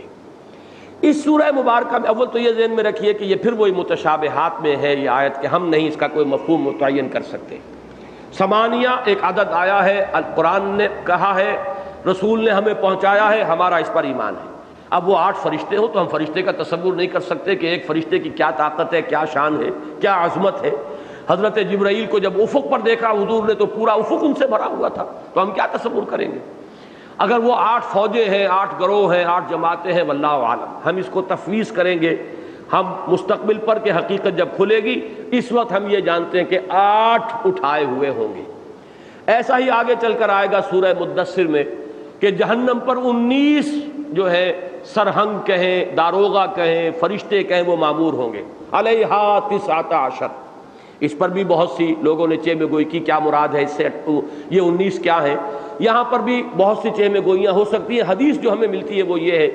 کہ اس وقت 4 فرشتے اٹھائے ہوئے ہیں عرش باری تعالیٰ کو، اور اس دن 8 فرشتے اٹھائے ہوئے ہوں گے۔ اب عرش کی حقیقت کیا ہے، اللہ کا اس پر استوا کس معنی میں ہے؟ اصولاً ہم یہ جانتے ہیں اللہ جسم سے ماورا ہے، جہت سے ماورا ہے۔ عرش کی حقیقت کیا ہے ہم نہیں جانتے، لیکن یہ ضرور ہے کہ عرش کوئی حقیقت ہے، اور وہ حقیقت ظاہر بات ہے کہ جس کو اٹھائے ہوئے 8 فرشتے وہ کوئی معین شے ہوگی، معین اس کی صورت بھی ہوگی، اور اس پر اللہ کا مستولی ہونا یا مستوی ہونا، اللہ کی کوئی خاص تجلی جو ہے اس کا نزول اس عرش پر ہوگا۔ ہم ذات باری تعالیٰ کو نہیں کہہ سکتے کہ وہ اس عرش پر محدود ہے یا عرش پر بیٹھی ہوئی ہے وہ ہستی، معاذ اللہ، جسم اور جسمانیت اور جہت کے تصورات سے ماورا۔ لیکن تجلی ربانی جو ہے، جیسے کہ اللہ کی ایک تجلی پہاڑ پر پڑی، فجعلہ دکا وخر موسیٰ صعقا، اللہ تعالیٰ کی ایک تجلی تھی جو دنیا میں ظاہر ہوئی اور پہاڑ پر پڑی اور پہاڑ پاش ہو گیا یا وہ پھٹ گیا، اور حضرت موسیٰ نے بالواسطہ مشاہدہ کیا اور بے ہوش ہو کر گر گئے۔ اسی طریقے سے پچھلی صورت میں آ چکا ہے کہ اللہ کی ایک تجلی کا ظہور ہوگا، یوم یکشف عن ساق ویدعون الی السجود، اور میں تفصیل سے بیان کر چکا ہوں کہ اس میں جو یہ رائے ہے کہ اس سے مراد جو ہے وہ صرف ایک گھبراہٹ کے لیے ایک لفظ استعمال کیا گیا ہے، میرے نزدیک صحیح نہیں ہے، بلکہ یہ کہ وہ بھی اللہ تعالیٰ کی کسی تجلی کا ظہور ہوگا جس کو تعبیر کیا گیا ہے اللہ کی پنڈلی یا اللہ کی ران کے کھل جانے سے۔ یوم یکشف عن ساق، پنڈلی، اللہ کی پنڈلی کا کھل جانا، اور پھر بلایا جائے گا سجدے کی طرف، تو سجدہ کریں گے وہ لوگ جو دنیا میں بھی خلوص اور اخلاص کے ساتھ سجدہ کرتے تھے، اور وہ لوگ جو ریاکارانہ سجدہ کرتے تھے وہ سجدہ کرنا چاہیں گے، کر نہیں سکیں گے۔ یہ وہ چیزیں ہیں کہ جو وہاں تفصیل سے آ چکی ہیں۔ البتہ اس میں ایک بات اور نوٹ کر لیجئے کہ یہی مضمون جب سورہ فجر میں آیا ہے، سورۃ الفجر میں، تو وہاں اس کے ساتھ لفظ آیا جاء ربک والملک صفا صفا، اس زمین پر دکت الارض دکن دکا وجاء ربک والملک صفا صفا، ان 2 آیتوں کے باہم نسبت اور جوڑ سے اور تعلق سے اور ربط سے یہ معلوم ہوتا ہے کہ اللہ کا نزول ہوگا میدان حشر میں، اور یہ بھی محسوس ہوتا ہے کہ میدان حشر، حساب کتاب، پیشی کا وہ جو بھی میدان ہے وہ اسی زمین پر ہے۔ قصہ زمین برسر زمین طے کیا جائے گا، اسی زمین کو کھینچا جائے گا، اور یہی میدان عرفات جو ہے وہ کھنچ کر اتنا طویل اور عریض ہو جائے گا کہ اس پر پوری نوع انسانی جو ہے وہ سمائے گی اور اس کا حساب کتاب ہوگا۔ واللہ عالم۔ وَيَحْمِلُ عَرْشَ رَبِّكَ فَوْقَهُمْ يَوْمَئِذٍ ثَمَانِيَةٌ يَوْمَئِذٍ تُعْرَضُونَ، اس دن تم پیش کیے جاؤ گے۔ عرض کہتے ہیں پیش کرنا، آج کل معرض کہلاتے ہیں، عرب آپ جائیں گے شو رومز کو کہتے ہیں معرض، شو روم کے اندر چیزیں رکھی ہوئی ہیں، آپ دیکھیے جا کر یہ فرنیچر کا معرض ہے، اور یہ فلاں کا ہے، اور یہ مفروشات کا ہے، اور یہ جو آپ کے سینیٹری ہے، تو معرض ہے جہاں وہ پیش کیے جاتے ہیں کہ یہ ہے چیزیں یہاں پر دیکھیے۔ تعرضون، تم پیش کیے جاؤ گے، عرضی کہتے ہیں، عرضی، عرضداشت، کسی کے سامنے پیش کرنے کے لیے اپنی درخواست وہ عرضی ہے۔ اس دن تمہاری پیشی ہوگی، اس دن حاضری ہوگی۔ یومئذ تعرضون لا تخفی منکم خافیہ، اور تمہاری کوئی شے کتنی ہی خفی ہو وہ مخفی نہ رہے گی، ہر شے جو ہے وہ تمہارے سامنے آ جائے گی، تمہارے اعمال، تمہارے افعال، تمہارے ارادے، تمہاری نیتیں، تمہارے عزائم، تمہاری امنگیں، سب کے سب کھل کر سامنے آ جائے گا۔ یہ ہے وہ یوم الحساب، یہ ہے وہ پیشی کا دن۔ اب اس کے بعد جو اس کا انجام ہوگا یہ اگلی آیات میں ہے، ہم رکوع جو ہے پہلا مکمل نہیں کر سکے، 19 آیات ہم نے پڑھ لی ہیں، انشاءاللہ تعالی اگلی نشست میں یہ جو بقیہ آیات ہیں اس رکوع کی وہ بھی ہم پڑھ لیں گے، اور پھر دوسرا رکوع جو اپنی جگہ پر ایک مستقل مضمون کا حامل ہے، جس کے اعتبار سے بڑی گہری مناسبت اس سورت کی ہو جاتی ہے سورہ نون کے ساتھ بھی، اور اس سے ذرا پیچھے ہٹیے تو سورہ واقعہ کے ساتھ بھی، اور وہ بہت اہم مضامین میں سے ہے، انشاءاللہ اس کا مطالعہ ہم اگلے درس میں کریں گے۔ اور یہ آپ حضرات کے علم میں ہوگا کہ اگلا درس جو ہے اگلے ہفتے نہیں ہو سکے گا، اگلا ہفتہ جو ہے وہ عید کا دوسرا دن ہے، انشاءاللہ اس سے بعد جو ہے غالباً 22 تاریخ کو پھر ہم یہاں جمع ہوں گے اور سورہ حاقہ کا بقیہ حصہ جو ہے اس کا مطالعہ کر لیں گے۔ بارک اللہ لی ولکم فی القرآن العظیم ونفعنی وإیاکم بالآیات والذکر الحکیم۔